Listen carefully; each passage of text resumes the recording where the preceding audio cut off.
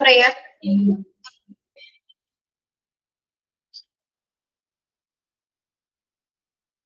Prayer ready ആണോ?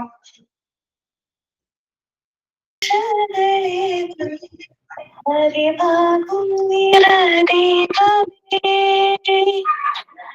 നിൻ പ്രകാശം പ്രതീക്ഷകളെ കൊള്ളോ ഞങ്ങളിലെന്നും നിൻ പ്രകാശം ഞങ്ങൾക്കായി പകർന്നു നൽകി.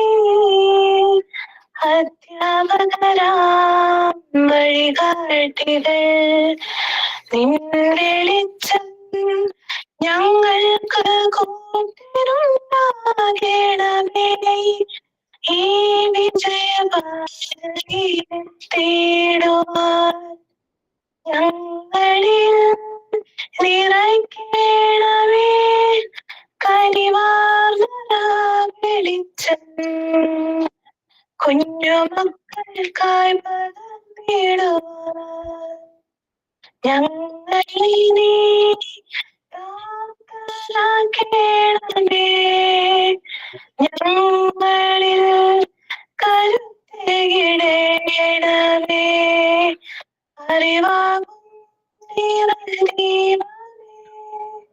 നിൻ പ്രകാശം പ്രതീക്ഷകളെ ഞങ്ങളിൽ. Okay. Thought of the day. ഞാനാ മിസ്. അത് പ്രയർ ഇപ്പം പാടിയത് ആതിരയാണേ. തോട്ട് പറയുന്നത് എനിക്ക് വേദന തോന്നിയ ഒരു സംഭവം ഉണ്ടായി. ഞാനൊരു പ്രോപ്പർട്ടിക്ക് ടോക്കൺ കൊടുക്കാൻ പോയപ്പോ അതിന്റെ അടുത്തുള്ള വീട്ടിൽ അവര് പറഞ്ഞു പോലും മുസ്ലിങ്ങൾക്ക് കൊടുക്കരുത് എന്ന്. അപ്പൊ അതിനെക്കുറിച്ച് എനിക്ക് ചെറിയൊരു വേർഡ്സ്. അത് നമ്മളിപ്പോ അധ്യാപകരാകാൻ പോകുന്ന ഇതിനു വേണ്ടി പഠിക്കുകയാണല്ലോ. അപ്പൊ നമ്മുടെ ഗ്രൂപ്പിൽ തന്നെ എല്ലാ മതസ്ഥരും ഉണ്ട്. ഓരോ കുഞ്ഞിനും നമ്മള് ജാതിയും മതവും പറഞ്ഞ് മാറ്റി നിർത്താൻ ഒരിക്കലും നമ്മൾ പഠിപ്പിക്കാൻ പാടില്ലല്ലോ. ഒരു മതതരത്തെ രാജ്യമാണ് നമ്മുടെ ഇന്ത്യ. എന്നിട്ടും ജാതിയുടെയും മതത്തിന്റെയും പേരിൽ മാറ്റി നിർത്തപ്പെടുന്ന ഒരുപാട് പേരുണ്ട് നമ്മുടെ സമൂഹത്തില്. ഇതൊക്കെ എന്തിനു വേണ്ടിയാണോ എന്തോ. ഓരോ കുഞ്ഞും ജനിച്ച് വീഴുമ്പോൾ തന്നെ ജാതിയും മതവും നോക്കിയിട്ടൊന്നുമല്ലല്ലോ അവര് ജനിച്ചു വീഴുന്നത്. നമ്മുടെ സമൂഹത്തിൽ ദിനംപ്രതി ഒരുപാട് പേരെ നമ്മൾ കണ്ടുമുട്ടുന്നുണ്ട്. അതിൽ നാനാ ജാതിക്കാരും മതസ്ഥരും ഒക്കെ ഉണ്ട്. മനുഷ്യരെന്ന് പറഞ്ഞാൽ തന്നെ ഒറ്റയ്ക്ക് ജീവിക്കാൻ ഒരു മനുഷ്യന് ഒരിക്കലും സാധിക്കൂലല്ലോ. എന്നിട്ടും മനുഷ്യന്റെ ഒരു അഹങ്കാരം. ഒരു ബസ്സിൽ നമ്മളിപ്പോ യാത്ര ചെയ്യുമ്പോൾ ഒരു മതവിഭാഗം മാത്രമല്ലല്ലോ ഉള്ളത്. ഒരു ഹോസ്പിറ്റലിൽ പോകുമ്പോൾ അവിടെയും അങ്ങനെ തന്നെ.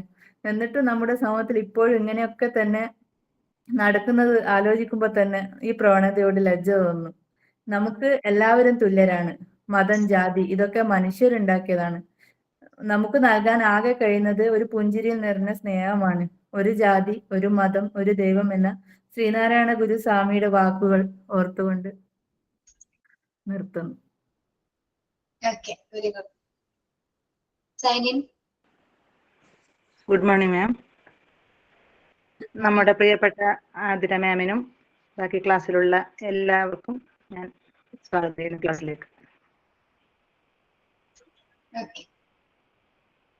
മിസ്, എനിക്കൊരു കാര്യം പറയാനുണ്ട്. പ്രയർ ഇപ്പൊ ഒരു പ്രയർ ചൊല്ലിയല്ലോ, അത് നമ്മുടെ ക്ലാസ്സിൽ ഇപ്പൊ പഠിക്കുന്ന ആൻസി എന്ന് പറയുന്ന ഒരു സ്റ്റുഡന്റ് എഴുതിയതാണ്. അത് പാടിയത് ആതിര എന്ന് പറഞ്ഞ സ്റ്റുഡന്റ് ആണ്. അതിന് ഈണം നൽകി പാടിയത്. അതെ. ആരാണ്? പേരെന്താണ്?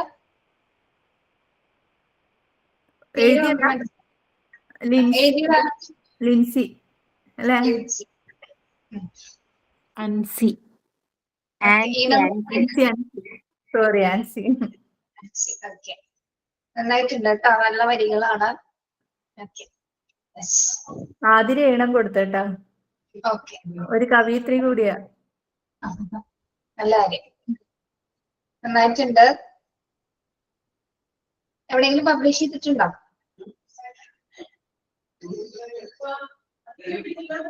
എവിടെയെങ്കിലും പബ്ലിഷ് ചെയ്തിട്ടുണ്ടോ ഇത് എഴുതിയിട്ട്?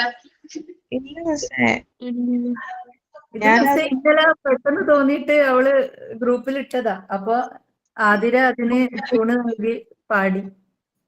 ഓക്കെ, ഒന്ന് പബ്ലിഷ് ചെയ്യാൻ പറ്റുമെങ്കിൽ ചെയ്ത് നോക്കാം കേട്ടോ. അല്ലെങ്കിൽ പബ്ലിക്കേഷൻസിന് കൊടുത്താൽ മതി. നല്ലതാണ് കേട്ടോ. Thank you. Good morning to all. എന്തൊക്കെയാണ് വിശേഷങ്ങള്? സുഖമായിരിക്കുന്നു മാമിനോ? സുഖം. ഇങ്ങനെ നമ്മുടെ അവസാന മാസത്തിലേക്ക് കിടന്നല്ലേ നമ്മളെല്ലാവരും? ഡിസംബർ ആയി അല്ലെ?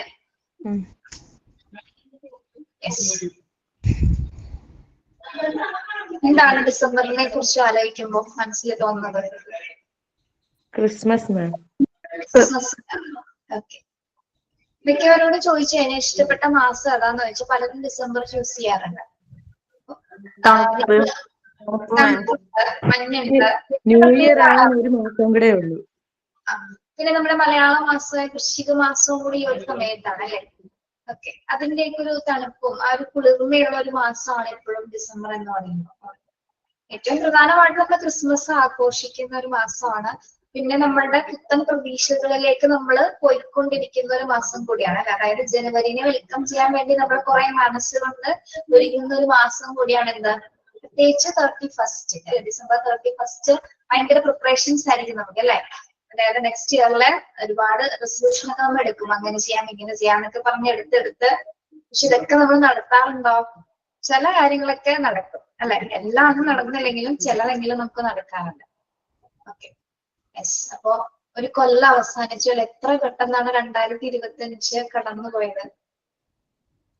24 മുതൽ എങ്ങനെ തന്നെയാണ് അല്ലെ? 2024 മുതൽ തന്നെ പെട്ടെന്ന് ദിവസങ്ങള് മാസങ്ങളൊക്കെ കഴിഞ്ഞു പോകുന്നുണ്ട്. ഇപ്പൊ 26 നമ്മൾ ഇതേപോലെ തന്നെ 2026 തന്നെ ആയിരിക്കുള്ളൂ എന്ന് വിചാരിക്കുന്നു. 2025 എനിക്കൊരു വാവേനെ കിട്ടി. അല്ലേ? ഓക്കെ. 2025 നിങ്ങൾ മോണ്ടിസോറി ജോയിൻ ചെയ്തത് അല്ലേ? അങ്ങനെ കുറെ സ്പെഷ്യാലിറ്റി ഉണ്ട്. ഓക്കെ. അപ്പോ ഇപ്പൊ ഇവിടെ ഒരു തോട്ട് പറഞ്ഞപ്പോ ഒരു കാര്യം പറഞ്ഞല്ലേ? ആരാണ്? പേരെന്താണ് തന്റെ? റുബീന. റുബീന. ശരിക്കും നമ്മൾ ആ പാട്ടിൽ പറയുന്ന പോലെ മനുഷ്യനല്ലേ മതങ്ങളെ സൃഷ്ടിച്ചത് അല്ലെ? അതെ. മനുഷ്യനെ ദൈവങ്ങളെ ഉണ്ടാക്കിയത്. ഓരോ കോൺസെപ്റ്റുകൾ കൊണ്ടുവന്നതും ആര് തന്നെയാണ്? മനുഷ്യൻ തന്നെയാണ്. ഓക്കെ. എന്നിട്ട് മതങ്ങളുടെ പേരിൽ ഇപ്പൊ തമ്മിൽ തല്ലുന്നതും പ്രശ്നങ്ങൾ ഉണ്ടാക്കുന്നതും ആര് തന്നെയാണ്? എല്ലാം മനുഷ്യനാണ് അല്ലെ? അപ്പൊ പ്രകൃതിയെയും നമ്മുടെ സംസ്കാരത്തെ മാനസികമായിട്ടും ചൂഷണം ചെയ്യുന്ന ഒരു ജീവിയാണ് എന്ത്? മനുഷ്യൻ എന്ന് പറയുന്നത്. അങ്ങനെ ഒരു കാറ്റഗറി ടൈപ്പ് ഓഫ് ആളുകൾ നമ്മളുടെ ഇടയിൽ ഉണ്ട്. സത്യമായിട്ടോ അല്ലെ? നമുക്ക് റിയൽ ലൈഫിൽ കാണാം. റിയൽ ലൈഫിൽ കണ്ട കാര്യമാണ് ആ കുട്ടി ഷെയർ ചെയ്യുന്നത് അല്ലെ? ഓക്കെ. ഒരിക്കലും നിങ്ങൾ നിങ്ങളുടെ ക്ലാസ് മുറിയിൽ എത്ര തരം മതസ്ഥരുണ്ടെങ്കിൽ പോലും നമ്മളെ ഇന്ത്യ പറയുന്നത് India as A secular state ആണ്. നമ്മൾ ഇന്ത്യ ഒരു മതേതര രാഷ്ട്രമാണ്. എല്ലാ മതങ്ങളും ഉൾക്കൊള്ളുന്നതാണ് നമ്മുടെ ഇന്ത്യ. അപ്പൊ അത് തന്നെയായിരിക്കും നമ്മൾ കുട്ടികൾക്ക് പറഞ്ഞു കൊടുക്കേണ്ടത്. ഒരു ജാതിമത ഭേദം എന്നെ ഇല്ലാതെ എന്നെയായിരിക്കും കുട്ടികളെ ക്ലാസ് റൂമിൽ നിങ്ങൾ പഠിപ്പിക്കേണ്ടത്. ഒരാളുടെ ജാതിയോ അവിടെ തന്നെ അതുപോലെ തന്നെ സ്കിൽസും അതേപോലെ തന്നെ നമ്മൾ മനസ്സിലാക്കേണ്ടതാണ്. ഇൻഡിവിജ്വൽ ഡിഫറൻസ്, കുട്ടികളുടെ വ്യക്തി വ്യത്യാസങ്ങൾ മനസ്സിലാക്കണം. അങ്ങനെ ഒന്നും ആ ഒരു രീതിയിൽ കുട്ടികളെ ഒരിക്കലും നിങ്ങൾ അങ്ങനെ എന്താ പറയാ ഫേവറിറ്റിസോ അല്ലെങ്കിൽ അങ്ങനെ ഡിസ്ക്രിമിനേഷൻ ഒന്നും കാണിക്കരുത്. അങ്ങനെ ഒരു അധ്യാപികയായിട്ട് തന്നെയായിരിക്കും നിങ്ങൾ മാറേണ്ടത്. ഓക്കെ. കുട്ടികൾക്ക് ഇത് നമ്മൾ ഇൻസ്ട്രക്ട് ചെയ്ത് കൊടുക്കുക, പറഞ്ഞു കൊടുക്കുക. മതത്തെ കുറിച്ച് അങ്ങനെ ഒരു തോട്ടോ അങ്ങനെ കാര്യങ്ങൾ സംസാരിക്കുന്ന സമയത്ത് കുട്ടികൾക്ക് അറിയില്ല എന്താണ് മതം എന്ന്. അമ്മ പറഞ്ഞു കൊടുക്കുമ്പോഴല്ല അവരറിയുന്നത് എന്താണ് മതം എന്ന്. കുട്ടികൾക്ക് അറിയോ? ഇല്ല. അപ്പൊ അങ്ങനത്തെ ഒരു കോൺസെപ്റ്റ് തന്നെ മാറ്റിയെടുക്കണം നിങ്ങൾ. ഓക്കെ. യെസ്. എല്ലാവർക്കും ഒരൊറ്റ മതമേ ഉള്ളൂ. ഇന്ത്യ നമ്മുടെ രാജ്യമാണ്. നമ്മളെല്ലാവരും ഓരോ പോസിറ്റീവ് എനർജിയിൽ വിശ്വസിക്കുന്നു എന്ന് പറഞ്ഞാൽ മതി. ഓരോ ദൈവങ്ങളുടെ പേര് പറയണമെന്നില്ല. ഒരു പോസിറ്റീവ് മാം ഞങ്ങളുടെ ഏരിയയിലൊന്നും അങ്ങനെയല്ല. എന്റെ വീടിന്റെ അവിടെയൊക്കെ പരസ്പരം നമ്മളിപ്പോ ഓണത്തിന് നമ്മൾ അവരിനെ ക്ഷണിക്കും. അവര് റംസാൻ സീസൺ ഒക്കെ വരുമല്ലോ, അപ്പൊ ബിരിയാണി ഒക്കെ ഉണ്ടാക്കും. ഞങ്ങൾ അങ്ങോട്ട് പോകും. അങ്ങനെ അങ്ങോട്ടും ഇങ്ങോട്ടും മിങ്കിളായിട്ടാണ്. ഞങ്ങളവിടെ ഒന്നും അങ്ങനെ കുട്ടികൾക്ക് അറിയില്ല സത്യം പറഞ്ഞ പേര് മാത്രം. ഇപ്പൊ ഓരോ ആചാരങ്ങളും നമ്മൾ പറഞ്ഞിട്ടാണ് കുട്ടികൾ അറിയുന്നത് അല്ലെ? പല കാര്യങ്ങളും കുട്ടികൾ അറിയുന്നത് നമ്മൾ പറഞ്ഞ് നമ്മൾ കാണിച്ചു കൊടുത്തിട്ടൊക്കെയാണ് കുട്ടികൾ അറിയുന്നത്. അപ്പൊ അതൊരിക്കലും ഒരു മതത്തിന്റെ ഭാഗമായിട്ട് പറയുന്നില്ല. എല്ലാവർക്കും അവരുടേതായിട്ടുള്ള ആഘോഷങ്ങൾ ഉണ്ട്. അത് പോസിറ്റീവായിട്ട് കുട്ടികൾക്ക് പറഞ്ഞു കൊടുക്കാം കേട്ടോ. യെസ്. വേറെ എന്താണ് പ്രത്യേകിച്ച് എന്തെങ്കിലും വിശേഷമുണ്ടോ? ഇല്ല. ഇങ്ങനെ പോകുന്നു ക്ലാസ്സുകളൊക്കെ? തകൃതിയായിട്ട് പോകുന്നു മാം. തകൃതിയായിട്ട് പോകുന്നു. തീർച്ചയായിട്ടും.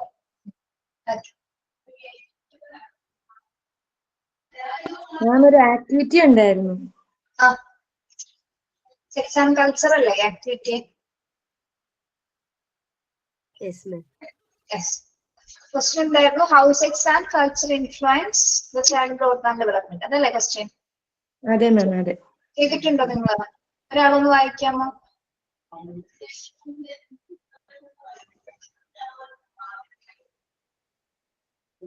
ലൈംഗികതയും സംസ്കാരവും ഒരു കുട്ടിയുടെ വളർച്ചയും വികാസത്തിനെയും ഇൻഫ്ലുവൻസ് ചെയ്യുന്നുണ്ടോ? അതായിരുന്നു ചോദ്യം. ചെയ്തവരൊന്ന് വായിക്കാവോ? ഞാൻ വായിക്കാം മാം. Cultural factors like family values, parenting style, language, education, and community norms significantly influence a child development.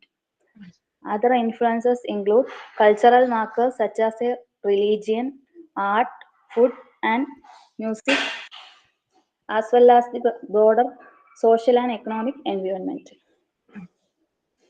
Explain ചെയ്യാൻ പറ്റുമോ? Thank you.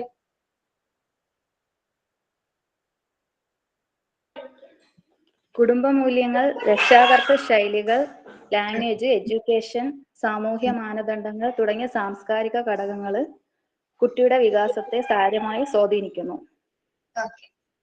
മതം, കല, ഫുഡ്, സംഗീതം തുടങ്ങിയ സാംസ്കാരിക അടയാളങ്ങളും വിശാലമായ സാമൂഹിക സാമ്പത്തിക അന്തരീക്ഷവും മറ്റ് സ്വാധീനങ്ങളിൽ ഉൾപ്പെടുന്നു. Very good. വേറെ ആരും എഴുതിയിട്ടുണ്ട്? പറയുന്നത് നിങ്ങളൊന്ന് ജസ്റ്റ് എക്സ്പ്ലെയിൻ ചെയ്തും കൂടി പറയണം കേട്ടോ. ബാക്കിയുള്ള കുട്ടികൾ കേൾക്കുന്നുണ്ട്, ടീച്ചേഴ്സ്, സ്റ്റുഡൻസ്. ഓക്കെ, ആരാ വായിക്കുന്നേ? മാം ഞാൻ വായിക്കാം. Farisa. Okay. How sex and culture influence the growth and development of a child. Sex and culture both play an important role in shaping a child's growth and development.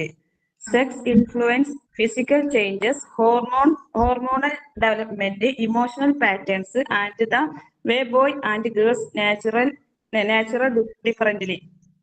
Culture shapes a child's behavior, values, language, traditions, and the opportunities they receive together.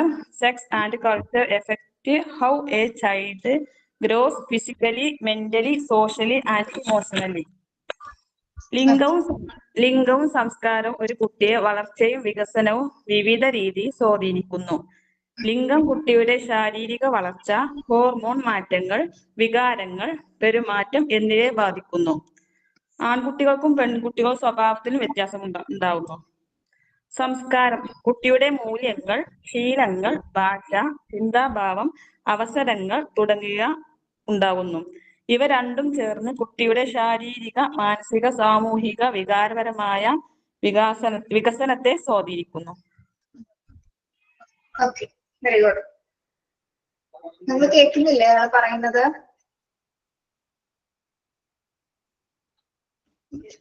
അടുത്ത ആരാണ് എഴുതിക്കുന്നത്? രണ്ടുപേരും കൂടി ഒന്ന് പറയാമോ? എഴുതിയില്ലേ?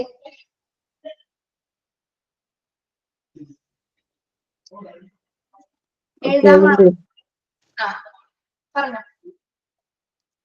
How sex and culture influence growth and development of child.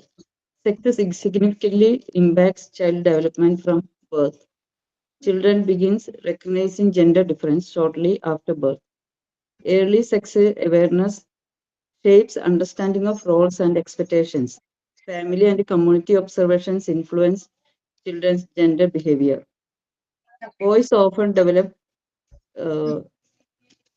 motor skills earlier than girls. Girls usually excel in fine motor skills and language development sooner. Socially, girls may show more emotional awareness and empathy. Boys prefer active play and focus on movement and building. Influence of culture. Culture refers to the shared values, beliefs, behavior, and norms of a social group. Socialization and parenting practices, parenting styles, control, culture values often dictates parenting method. Many cultures have specific rituals that formally marks a child's transition to a new social status, shaping their identity and sense of responsibility. ഇതില് sex and culture ഇത് ഉദ്ദേശിക്കുന്നത് ഇപ്പൊ sex means it related to biological on the basis of sexual organs means male and female അത് sexual organs biologically നമുക്ക് difference ചെയ്യാൻ പറ്റുന്നത് mail and female എന്നാണ്. അപ്പോൾ ബയോളജിക്കലി അവിടെ ഡിഫറൻസ് വരുവാണ് നമുക്ക് കുട്ടികളെ സംബന്ധിച്ച് ഒരു മെയിൽ ആൻഡ് ഫീമെയിൽ അത് ബയോളജിക്കൽ ഡിഫറൻസ് ഉണ്ട്. അപ്പൊ അതിൽ തന്നെ ബയോളജിക്കലി ഡിഫറൻസിൽ വരുന്നത് എനിക്ക് മനസ്സിലായതാണ് ഞാൻ പറയുന്നത്. ബയോളജിക്കലി ഡിഫറൻസ് എന്ന് പറയുമ്പോൾ കുട്ടികൾക്ക് അറിയുന്ന ആൺകുട്ടികൾ പെൺകുട്ടികൾ പിന്നെ ഇപ്പൊ നമുക്ക് ട്രാൻസ്ജെൻഡേഴ്സ് ഉണ്ട്. അപ്പോൾ ഒരു കുട്ടി ഒരു 2 വയസ്സാകുമ്പോഴേ അവർക്ക് മനസ്സിലാവാൻ തുടങ്ങും ഒരു ആൺകുട്ടിയെ പെൺകുട്ടി എന്നുള്ള തിരിച്ചറിവ് ഉണ്ടാകും. ആ തിരിച്ചറിവിലൂടെ കുട്ടികളെ വെച്ചാൽ കുട്ടികള് ആൺകുട്ടികളാണെങ്കിൽ ആൺകുട്ടികളുടെ വേഷങ്ങൾ ധരിക്കുന്നു. അവരുടെ സ്റ്റൈലിങ് എല്ലാം ആൺകുട്ടികളെ ബേസ് ചെയ്തിട്ടായിരിക്കും. പെൺകുട്ടികളെ എന്തെങ്കിലും അവരുടെ ഡ്രസ്സിങ്ങും അവരുടെ സ്റ്റൈലിങ്ങും എല്ലാം ഡിഫറെന്റ് ആയിരിക്കും. അപ്പൊ ഇതാണ് സെക്സ് എന്ന് നമ്മൾ ഉദ്ദേശിക്കുന്നത്, ആൺകുട്ടികൾ പെൺകുട്ടികൾ എന്നുള്ളത്. പിന്നെ സോഷ്യൽ ഇതെന്ന് ഉദ്ദേശിക്കുന്നത് എനിക്ക് തോന്നുന്നു ഇത് കൾച്ചർ ബേസ് എന്നിട്ട് സോഷ്യലി നമ്മളൊരു സൊസൈറ്റിയിൽ ജീവിക്കുമ്പോൾ ആൺകുട്ടികൾക്ക് ചെയ്യാൻ പറ്റുന്ന കാര്യങ്ങളും പെൺകുട്ടികൾക്ക് ചെയ്യാൻ പറ്റുന്ന കാര്യങ്ങളും ഡിഫറെന്റ് ആണ്. സൊസൈറ്റി അങ്ങനെ ഒരു ഇത് വെച്ചിട്ടുണ്ട്, ആൺകുട്ടികൾ ഇന്നതേ ചെയ്യാൻ പാടുള്ളൂ പെൺകുട്ടികൾ ഇങ്ങനെ ചെയ്യാൻ പാടുള്ളൂ അങ്ങനെ. അപ്പൊ ആ ഒരു കൾച്ചറിന്റെ ബേസിക്കലായിരിക്കും കുട്ടികൾ വളരുന്നത്. അത് അവരെ ഒരുപാട് സ്വാധീനിക്കും. എക്സാമ്പിൾ പറയുവാണെങ്കിൽ അപ്പൊ ആൺകുട്ടികൾക്ക് ഫിസിക്കൽ സ്ട്രെങ്ത് കൂടുതലായിരിക്കും. സ്പോർട്സ് എന്ന് പറയുമ്പോൾ അവർ ഫിസിക്കലി ഇതായിട്ടുള്ള സ്പോർട്സ് ആയിരിക്കും. ഫുട്ബോള് അങ്ങനെ ക്രിക്കറ്റ് അങ്ങനത്തെയൊക്കെയുള്ള ഫിസിക്കലി സ്റ്റാമിന ഉള്ള സ്പോർട്സുകളായിരിക്കും അവർ ചൂസ് ചെയ്യുന്നത്. അതുപോലെ ഇപ്പൊ കാർട്ടൂൺസ് കാണുവാണെങ്കിൽ അവർ സ്പൈഡർമാൻ സൂപ്പർമാൻ അങ്ങനത്തെയൊക്കെ ഉള്ളത്. പിന്നെ കളേഴ്സ് ഒക്കെ ആണെങ്കിലും നമ്മൾ ബ്ലൂ കളേഴ്സ് ആയിരിക്കും, റിലേറ്റഡ് കളേഴ്സ് ആയിരിക്കും ബോയ്സ് യൂസ് ചെയ്യുന്നത്. അങ്ങനെ പിന്നെ ഫാമിലിനെ ടേക്ക് കെയർ ചെയ്യുന്നത്, പിന്നെ അവർക്ക് ഒരു കുടുംബത്തെ പോറ്റുന്നത് മീൻസ് റെസ്പോൺസിബിലിറ്റി എല്ലാം ആൺകുട്ടികളുടെ ചുമതലയായിരിക്കും. അപ്പൊ നേരെ തിരിച്ചായിരിക്കും പെൺകുട്ടികൾക്ക്. അപ്പൊ സൊസൈറ്റി ഇങ്ങനെ ഒരു ഇത് വെച്ചിരിക്കുന്നത് കൊണ്ട് ആ സൊസൈറ്റിയുടെ ആ കൾച്ചറിൽ അനുസരിച്ചായിരിക്കും ആൺകുട്ടികളും പെൺകുട്ടികളും ജീവിക്കുന്നത്. അത് അവരുടെ ഡെവലപ്മെന്റിനെ ഒരുപാട് ബാധിക്കും. എനിക്ക് മനസ്സിലായിരിക്കും. Very good. ഒരാളും കൂടി വായിക്കാമോ? എഴുതിയിട്ടുണ്ടോ? മാം ഞാൻ വായിക്കാം. How sex and culture influence growth and development of a child. The sex of the child is another major factor affecting the physical growth and development of a child. Boys and girls grow in different ways, especially near puberty. Boys tend to be taller and physically stronger than girls. അതായത് sex ചൈൽഡിന്റെ growth and development different വേസിലാണ് സംഭവിക്കുക. Especially boys and girls grow in different ways. Especially എപ്പോഴാണ് puberty, അത് പ്രായപൂർത്തിയാവുന്ന സമയങ്ങളിൽ അവരിൽ വളരെയധികം ചേഞ്ചസുകൾ ഉണ്ടാവുന്നു ബോയ്സിനും ഗേൾസിനും. Next, how does culture influence child growth and development? Children who grow up in culture that values cooperation are more likely to develop cooperative social skills, language, regulate emotions, and understand morality. These are the factors influence of growth and development of a child. അതായത് കൾച്ചറിൽ വ്യത്യാസങ്ങൾ സംഭവിക്കുന്നത് എന്താ പറയാ to develop cooperative അവരുടെ എന്താ പറയാ ആ സമയത്ത് ഡെവലപ്പ് ആവും. ഓരോരോ ചേഞ്ചസുകൾ ഉണ്ടാവും. പിന്നെ സാമൂഹ്യപരമായിട്ട് അവരുടെ പിന്നെ ലാംഗ്വേജ് ഭാഷകളിലും അല്ലെ ഇമോഷൻസും അങ്ങനെയൊക്കെ കുറെ ചേഞ്ചസുകളും ആ സമയങ്ങളിൽ ഉണ്ടാവും. അതാണ് കൾച്ചറിൽ പറയുന്നത്. Okay ma'am, thank U. Very good. നമുക്ക് മനസ്സിലായോ എങ്ങനെയാണ് സെക്സ് ആൻഡ് കൾച്ചർ കുട്ടിയുടെ ഗ്രോത്ത് ആൻഡ് ഡെവലപ്മെന്റിനെ ഇൻഫ്ലുവൻസ് ചെയ്യുന്നതെന്ന്? ക്ലിയർ ആണോ ഇവര് പറഞ്ഞത്? ആരെങ്കിലും ചെയ്യാത്തതുണ്ടോ? ക്വസ്റ്റ്യൻസ് തന്നിട്ട് കണ്ടെത്താതിരുന്നിട്ടുണ്ടോ ആരെങ്കിലും? ഇല്ലല്ലോ. ചെയ്തിട്ടുണ്ട് ഞാൻ, ഇതുപോലൊക്കെ തന്നെയാണ്. ഇതുപോലെയൊക്കെ തന്നെ. ഓക്കെ, മനസ്സിലാക്കിയാൽ ഒരു മതി. ഒന്നിന് ചെയ്യാമോ? വ്യത്യാസമുള്ളത് മാമിന്റെ എങ്ങനെയാണെന്നറിയോ? എന്തോ ഒരു കാര്യത്തിൽ ഞാൻ ചെയ്യാമോ? വ്യത്യാസം എഴുതിയതെന്ന് പറഞ്ഞോട്ടെ. അത് പറഞ്ഞോളൂ. നമ്മളിപ്പോ കൾച്ചറും ഇപ്പൊ സെക്സ്, അത് ഫീമെയിൽ മെയിൽ എന്നുള്ളതില് ഇപ്പൊ ഒരു child who leaves in a very traditional culture might believe that a woman's role is in the caring and raising of childrens while a man's role in working and industry. നമ്മുടെ പാരമ്പര്യമായിട്ട് നിലനിന്ന് പോണ ഒരു ഇതാണത്. അതായത് ഇപ്പൊ വുമൺസിനാണെങ്കിൽ നമുക്ക് കാരിങ് ചൈൽഡ്, കുട്ടികളെ വളർത്തുക, സംരക്ഷിക്കുക, പരിപാലിക്കുക എന്നുള്ള രീതിയിലും, ആണുങ്ങളാണെങ്കിൽ work hard, role of the industry, അങ്ങനെയുള്ള രീതിയിലും പോണത് പാരമ്പര്യമായിട്ട് നിലനിന്ന് പോണ ഒരു രീതി. അത് മാത്രമേ ഞാൻ എക്സ്ട്രാ എഴുതിയിട്ടുള്ളൂ. ഇതില് നമ്മൾ ശരിക്കും മനസ്സിലാക്കുന്നത് ഈ ആൺകുട്ടി പെൺകുട്ടി എന്നൊരു വേരിയേഷൻസ് അല്ല, ചില കാര്യങ്ങളിലെ ഡിസ്ക്രിമിനേഷൻസ് നമുക്ക് പെട്ടെന്ന് മനസ്സിലാവും. ഇപ്പൊ നമുക്കറിയാം ആൺകുട്ടികളെ സംബന്ധിച്ചിടത്തോളം ഫിസിക്കലി അവർ സ്ട്രോങ് ആണ് അല്ലേ? ഫിസിക്കലി കുറെ കാര്യങ്ങൾ അവർക്ക് കുറച്ചും കൂടി ഏബിൾ ആയിട്ട് ചെയ്യാൻ പറ്റും. പക്ഷെ പെൺകുട്ടികളെ സംബന്ധിച്ചിടത്തോളം എന്താണ്, കുറച്ചും കൂടി സോഫ്റ്റ് ആയിട്ടുള്ള കാര്യങ്ങളാണ് എങ്കിലും പക്ഷെ പെൺകുട്ടികൾ ചെയ്യുന്നുണ്ട് അല്ലെ. എന്നിരുന്നാലും നമ്മളെ തുടക്ക കാലഘട്ടത്തില് ആൺകുട്ടികൾക്കാണ് ആ ഒരു കാപ്പബിലിറ്റീസ് ഒക്കെ ഉള്ളത്. പിന്നെ അതേപോലെ തന്നെ സൊസൈറ്റിയിൽ തന്നെ പെൺകുട്ടി ചെയ്യേണ്ട കാര്യങ്ങൾ, ആൺകുട്ടി ചെയ്യേണ്ട കാര്യങ്ങൾ എന്നൊക്കെ പറഞ്ഞ് കുറെ കാര്യങ്ങൾ നമ്മള് പാരന്റ്സ് ആയിട്ട് അല്ലെങ്കിൽ നമ്മളുടെ മറ്റു തലമുറകളിൽ നിന്ന് കുറെ കാര്യങ്ങൾ അങ്ങനെ ഉണ്ടായിട്ടുണ്ട് അല്ലെ. അങ്ങനെ ഒരു ഉദാഹരണം പറയുന്നത് ഈ പാത്രം കഴുകുന്നത് പെൺകുട്ടികൾ മാത്രമേ ആവാവുള്ളൂ, ആൺകുട്ടികളാവരുത്. അതുപോലെ കരഞ്ഞ ഉടനെ നീ ആൺകുട്ടിയല്ലേ, നീ എന്തിനാ കരയുന്നേ, അങ്ങനൊക്കെ പറയും. അടിച്ചു വരാൻ പാടില്ല, ആൺകുട്ടികൾ ചൂലെടുക്കാൻ പാടില്ല. ദോഷമാണ്. ഭക്ഷണത്തിൽ പോലും ഉണ്ട്, ഈ ഒരു വേരിയേഷൻസ്. അതായത് വീട്ടിൽ ഫുഡാക്കിയാ പറയും അവൻ ആൺകുട്ടി, അവൻ കഴിച്ചോട്ടെ, എനിക്ക് വീട്ടിൽ നിന്ന് എപ്പോഴും കഴിക്കാലോ, അവൻ പുറത്ത് പണിയെടുക്കാൻ പോകില്ല. പെൺകുട്ടികളെ സംബന്ധിച്ചിടത്തോളം ആൺകുട്ടികളുള്ള വീട്ടില് കുറെ പേർക്കൊന്നും എന്താ പറയാ, നമ്മുടെ മീൻ വറുത്തത് കഴിക്കാൻ എല്ലാവർക്കും ഇഷ്ടമല്ലേ, ഫിഷ് ഫ്രൈ. നമുക്ക് കിട്ടാറുണ്ടോ? ചിലപ്പോ അവർക്ക് രണ്ടെണ്ണം, നമുക്ക് ചിലപ്പോ കിട്ടിയാൽ കിട്ടി അല്ലെ, തരില്ല.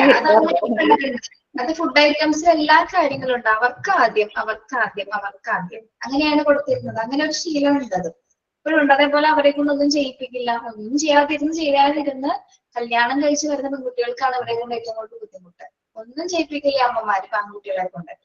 അങ്ങനെയൊക്കെ ഒരു വേരിയേഷൻസ് ഉണ്ടായിരുന്നു. അതുപോലെ പല കാര്യങ്ങൾക്കും അവർക്കൊരു ഇമ്പോർട്ടൻസ്, ആ ഒരു ഡിസ്ക്രിമിനേഷൻ നമ്മളതിനെ ഡിസ്ക്രിമിനേഷൻ, വിവേചനം എന്നല്ല പറയുന്നത്, എന്തോ ആൺകുട്ടികൾക്ക് പ്രത്യേകത ഉണ്ട് പെൺകുട്ടികളെ സംബന്ധിച്ചിടത്തോളം അല്ലെ.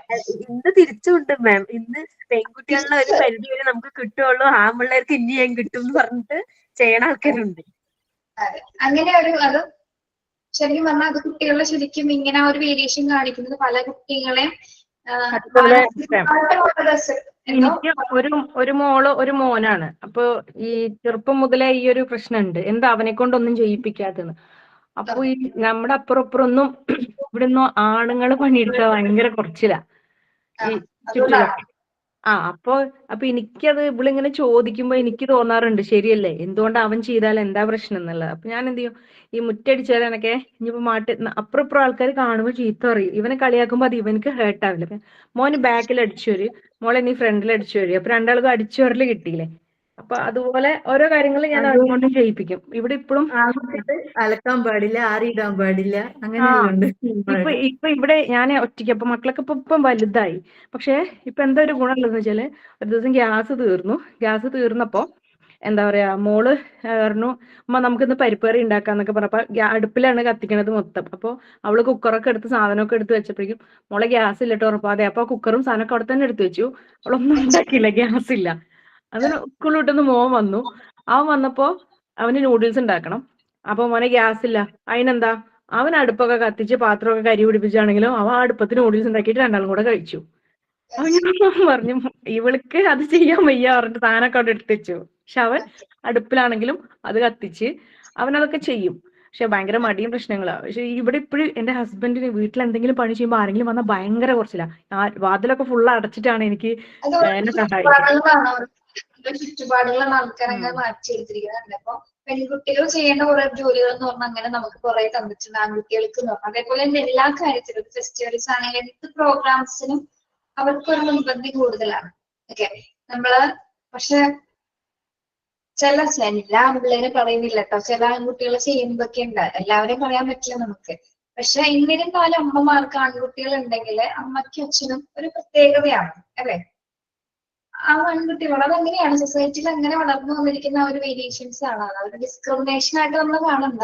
പക്ഷെ പല കുട്ടികളെ സംബന്ധിച്ചിടത്തോളം അവർക്ക് അത് മാനസികമായിട്ട് പലവരും ബുദ്ധിമുട്ടുകൾ ഉണ്ടാക്കുന്നുണ്ട്. അതായത് വൈകാരികമായിട്ടുള്ള പല വിഷമതകളിലേക്ക് കുട്ടികളെയൊക്കെ, അതായത് അവരുടെ വളർച്ചയുടെ ഘട്ടത്തിൽ ചേട്ടനാണ് പ്രാധാന്യം കൊടുക്കുന്നതെന്ന് കാണുമ്പോൾ കുട്ടികൾക്ക് എന്താണ് സ്വാഭാവികമായിട്ടും വിഷമങ്ങൾ, അത് പല പല പല സംഭവങ്ങളിലേക്ക് നയിക്കാറുണ്ട്. ഇപ്പൊ നമ്മള് പല ചെയ്യാനായിട്ട് പ്രവണത ഉണ്ടാക്കാറുണ്ട് കുട്ടികളെ. ആണുങ്ങള് വീട്ടുപണി ചെയ്ത് അതൊരു പെൺകോന്തനാണ് എന്നുള്ള ഒരു കൺസെപ്റ്റ് ആണ് ഈ ഒരു കാലത്തും. ഇപ്പോഴും കുറെയൊക്കെ അങ്ങനെ ഉണ്ട്, നമ്മുടെ ഇവിടെയൊക്കെ അങ്ങനെയാണ്. പക്ഷെ ഇവിടെ ചെയ്യുന്ന ആളുകളുണ്ട് കേട്ടോ. എപ്പോഴും ചെയ്യുന്ന ആളുകൾക്ക് അതൊരു പ്രശ്നമില്ല. പക്ഷെ ചെയ്യാത്ത ആളുകൾ അതിലേക്ക് വരുമ്പോഴാണ് പ്രശ്നം വരിക. നാട്ടുകാരാണ് മൊത്തം പ്രശ്നം, നമ്മള് സൊസൈറ്റിയാണ് പ്രശ്നം.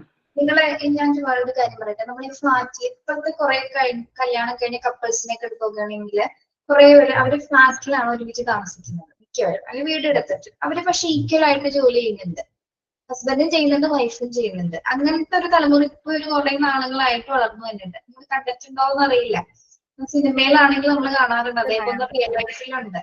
ഹസ്ബൻഡ് ആണെങ്കിൽ നൈറ്റ് ഡ്യൂട്ടി, വൈഫിനാണെങ്കിൽ പിറ്റേ ദിവസം അത് കംപ്ലീറ്റ് കാര്യങ്ങൾ ഹസ്ബൻഡ് ചെയ്തോളൂ.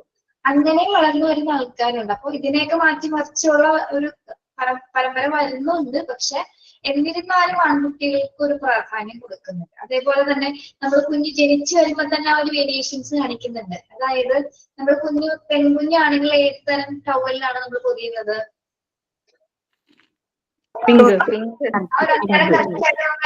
ജെൻഡർ ഡിസ്ക്രിമിനേഷൻ തന്നെ അവിടെ നിന്ന് തുടങ്ങുകയാണ് അല്ലെ. കളറിൽ തന്നെ ഉണ്ട്. നമ്മൾ കേക്കിൽ തന്നെ ഉണ്ടാവും. കേക്ക് ഉണ്ടാക്കുമ്പോൾ ഈ ജെൻഡറിന്റെ കേക്ക് ഉണ്ടാക്കുമ്പോ ഒരു സൈഡ് പിങ്ക് ഒരു സൈഡ് ബ്ലൂ ആണ്.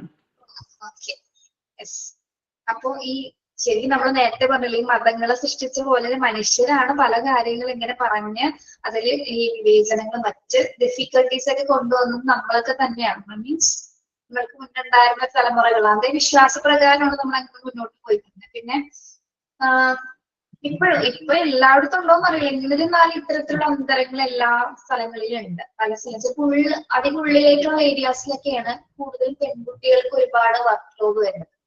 ഉൾപ്രദേശങ്ങളില് നമ്മുടെ ഈ ഗ്രാമപ്രദേശങ്ങള് അവിടെ ഒന്നും എന്താണ് ആൺകുട്ടികളെ കൊണ്ടുള്ള ഒരു അധികം ജോലികളോ അല്ലെങ്കിൽ വീട്ടിലെ സംബന്ധമായിട്ടുള്ള കാര്യങ്ങളൊന്നും അങ്ങനെ ചെയ്യിപ്പിക്കാറില്ല ഉൾപ്രദേശങ്ങളിലോട്ടൊക്കെ പോകുന്ന സമയത്ത്. പക്ഷെ നമ്മളിപ്പോ എറണാകുളത്തൊക്കെ നോക്കിക്കഴിഞ്ഞാൽ ആൺകുട്ടിയും പെൺകുട്ടിയും ഒരേപോലെ വർക്ക് ചെയ്യുന്നതാണ്. എറണാകുളത്തെ സംബന്ധിച്ചിടത്തോളം രണ്ടുപേരും ഈക്വലൈസ് ആയിട്ട് പോകുന്ന ആൾക്കാരാണ്. എറണാകുളത്തുള്ളവർക്ക് അറിയാൻ പറ്റും അല്ലെ, എല്ലാവരും ജോലിക്ക് പോകുന്നവരാണ്, ആൺകുട്ടിയും പെൺകുട്ടിയും ജോലിക്ക് പോകുന്നുണ്ട്. ഡിഗ്രി കഴിഞ്ഞിട്ട് പഠിത്തത്തോടൊപ്പം പഠിച്ചുകൊണ്ടിരിക്കുന്ന കുട്ടികളുണ്ട്, ജോലി ചെയ്യുന്ന ആൾക്കാരുണ്ട്. അങ്ങനെയൊക്കെ അതായത് സ്വയം പര്യാപ്തമായിട്ട് കുട്ടികൾ മാറി വരുന്നുണ്ട്. ഓക്കെ, അപ്പൊ ചിലപ്പോൾ ഇതേപോലെ തന്നെ വീട്ടിൽ എന്തെങ്കിലുമൊക്കെ പ്രശ്നങ്ങൾ കൊണ്ടാവാം, അല്ലെങ്കിൽ അവർക്ക് അധികം ഇവിടെ ശരിക്കും ഇമ്പോർട്ടൻസിന്റെയാണ് കാര്യം പറയുന്നത്. അതായത് ആൺകുട്ടികൾക്ക് ഒരു പ്രയോറിറ്റി ആണ് ഇവിടെ തോന്നുന്നത് അല്ലെ. നമ്മള് ഇപ്പൊ രണ്ട് മക്കളുള്ള കുട്ടികളാണെങ്കിൽ അറിയാൻ പറ്റും ആ ഒരു പ്രയോറിറ്റി. അത് ശരിപ്പോ അച്ഛനും അമ്മയ്ക്കും രണ്ട് മക്കളും ഒരേപോലെ തന്നെ ഇരിക്കും. പക്ഷെ നമ്മുടെ മനസ്സിൽ അതെങ്ങനെ രൂപപ്പെടുന്നു? കാണിക്കുന്ന ചില പ്രവർത്തനങ്ങളോ സംസാരങ്ങളിലൂടെയാണ് അത് രൂപപ്പെടുന്നത് അല്ലെ. ഓക്കെ, അപ്പോ അത് മാനസികമായിട്ടുള്ള വളർച്ചയെ ഒരുപാട് അധികം സ്വാധീനിക്കുകയും ചെയ്യുന്നത്. അതെ, പിന്നെന്താണ് കൾച്ചർ എന്ന് പറയുമ്പോൾ എന്താണ്? സെക്സ് അല്ലാതെ കൾച്ചർ നോക്കുകയാണെങ്കിൽ കൾച്ചർ എങ്ങനെയാണ് ഡെവലപ്മെന്റിന് സഹായിക്കുന്നത്, ഗ്രോത്തിനെ എങ്ങനെയാണെന്നാണ് നിങ്ങൾ പറഞ്ഞത്? പറയേ. സോഷ്യൽ സ്പിരിച്വൽ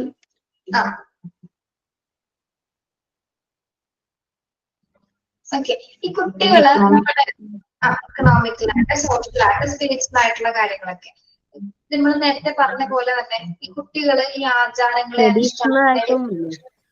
ട്രഡീഷണൽ ആയിട്ടുണ്ടൊക്കെ ആചാരാനുഷ്ഠാനങ്ങളെ കുറിച്ചിട്ടൊക്കെ അവരെങ്ങനെയാണ് അറിഞ്ഞു തുടങ്ങിയത്? കുട്ടികള് നമുക്ക് കൾച്ചറലായിട്ട് ഇത്തരം കാര്യങ്ങൾ എന്തെന്നൊക്കെ കുട്ടികൾ അറിഞ്ഞു പോലെ അറിയുന്നത് എപ്പോഴാണ്?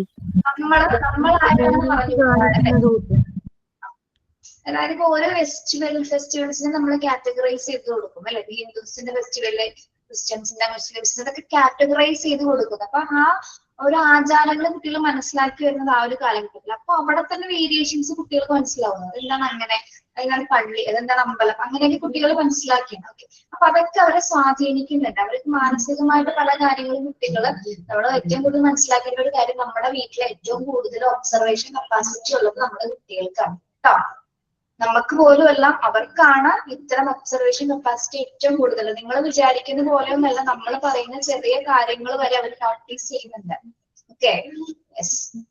അപ്പോ നമ്മള് സീരിയസ് ആയിട്ട് സംസാരിക്കുന്ന പല സംസാരങ്ങളും കുട്ടികൾ അത് വേറെ രീതിയിലായിരിക്കും അക്സെപ്റ്റ് ചെയ്തെടുക്കുന്നത്. നിങ്ങൾ ചിലപ്പോ രാത്രി ഉറങ്ങുന്ന സമയത്ത് നിങ്ങൾ സംസാരിക്കുന്ന കാര്യങ്ങളായിരിക്കും. എന്നിരുന്നാൽ പോലും എന്താണ്, കുട്ടി ഉറങ്ങുകയാണെന്ന് നിങ്ങൾ വിചാരിക്കേണ്ട കേട്ടോ. നല്ല രീതിയിൽ കുട്ടി അത് ഒബ്സർവ് ചെയ്യുന്നുണ്ട്. ഇത് ചില സിറ്റുവേഷൻസ് എന്ന് പറഞ്ഞാൽ, നമ്മളിപ്പോ ഒരു പുറത്തൊരു ഫംഗ്ഷനൊക്കെ പോകുന്ന സമയത്താണ് അവിടെ വന്നത് പറയും, ആ ഒരു വേർഡ്സോ ഡയലോഗോ കുട്ടി പറയും, ഇത് ആര് പറഞ്ഞു, അച്ഛനും അമ്മയും പറഞ്ഞു അല്ലെ? അപ്പൊ ഇതെപ്പോ കേട്ടു എന്നുള്ളതാണ്. നമ്മളെപ്പോ പറഞ്ഞത് പോലെ നമുക്ക് ഓർമ്മയുണ്ടാവില്ല. പക്ഷെ കുട്ടികൾ അങ്ങനെയല്ല, അവരെല്ലാ കാര്യവും നല്ല രീതിയിൽ ഒബ്സർവ് ചെയ്യുന്നുണ്ട്. ഏറ്റവും കൂടുതൽ ഒബ്സർവിംഗ് കപ്പാസിറ്റി ഉള്ള നമ്മൾ ടൈപ്പ് റെക്കോർഡർ എന്നൊക്കെ പറയില്ലേ, അതേ കപ്പാസിറ്റി ഉള്ള ആൾക്കാരാണ് നമ്മുടെ കുട്ടികൾ എന്ന് പറയുന്നത്. ഓക്കെ, അപ്പൊ നമ്മൾ പറഞ്ഞു കൊടുക്കുന്ന കാര്യങ്ങള് പോസിറ്റീവ് അല്ലെങ്കിൽ അവരത് വേറെ രീതിയിലായിരിക്കും എടുക്കുന്നത്. ഓക്കെ, അപ്പൊ നമ്മൾ ഏറ്റവും കൂടുതൽ ശ്രദ്ധിക്കേണ്ട ഒരു കാര്യമാണ്. അതായത് അവരുടെ വളർച്ചയുടെ ഓരോ ഘട്ടത്തിലും അവർ ആസ്വദിക്കുന്ന ഓരോ ആചാരങ്ങൾ, അനുഷ്ഠാനങ്ങളൊക്കെ അവര് വേറൊരു രീതിയിലാണ് അക്സെപ്റ്റ് ചെയ്യുന്നത്. നമ്മൾ നമ്മുടെ അച്ഛനമ്മമാര് പറഞ്ഞ കാര്യങ്ങൾ അനുസരിച്ചല്ലേ നമ്മൾ വളർന്നു വന്നത്. പള്ളിയിലെ പരിപാടികളുണ്ട്, അമ്പലത്തിൽ ഇങ്ങനെയുണ്ട്, അങ്ങനെയുണ്ട്, അല്ലെങ്കിൽ ഇന്ന പോലെ ആയിരിക്കണം നടക്കണം. പെൺകുട്ടികളെ സംബന്ധിച്ചിടത്തോളം നമ്മളോട് കാലാട്ടാൻ പാടില്ല എന്നൊരു കസേര കയറിയിരുന്നു. എന്തുകൊണ്ടാണ് അങ്ങനെ പറയുന്നത്?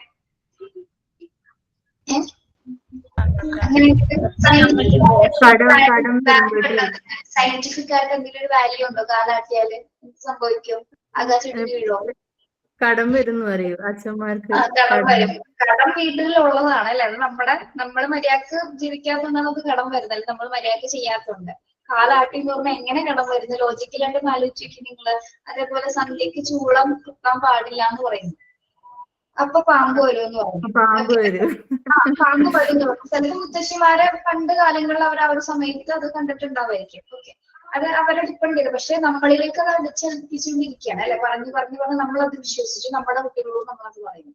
അതേപോലെ സന്ധ്യക്ക് ചില കാര്യങ്ങൾ നമ്മൾ ചെയ്യത്തെന്ന് പറഞ്ഞു. അത് കുറെയൊക്കെ സത്യമാണ്. കാരണം സന്ധ്യാസമയം എന്ന് പറയുന്നത് കുറച്ച് നമുക്ക് നെഗറ്റീവ്സ് എനർജീസ് ഒക്കെ ആ ഒരു സമയത്ത് ഉണ്ടാവുന്നതാണ്. ആ ഒരു 6 മണിക്ക് ശേഷം ആ ഒരു സന്ധ്യ ടൈം അറിയില്ല, നമുക്ക് 7 മണി, ആ ഒരു സമയം എന്ന് പറയുന്നത് നെഗറ്റീവ് എനർജി നമ്മുടെ ചുറ്റുപാട് ഉണ്ടാകും എന്നാണ് പറയുന്നത്. അപ്പൊ അതുകൊണ്ടാണ് നമ്മളോട് ഇപ്പൊ ആ സമയത്ത് പുറത്തേക്ക് ഇറങ്ങരുതെന്ന് പറയില്ല. എത്ര സമയം നേരത്ത് നമ്മളോട് പുറത്തേക്ക് ഇറങ്ങരുത്. ലോജിക്കലി പറയുന്നത് കുറെ കാര്യങ്ങൾ ശരിയാണ്. എന്നിരുന്നാൽ പോലും അതിലൊന്നും സയന്റിഫിക് ആയിട്ട് കുറെ തെളിവുകളൊന്നും ഇല്ല.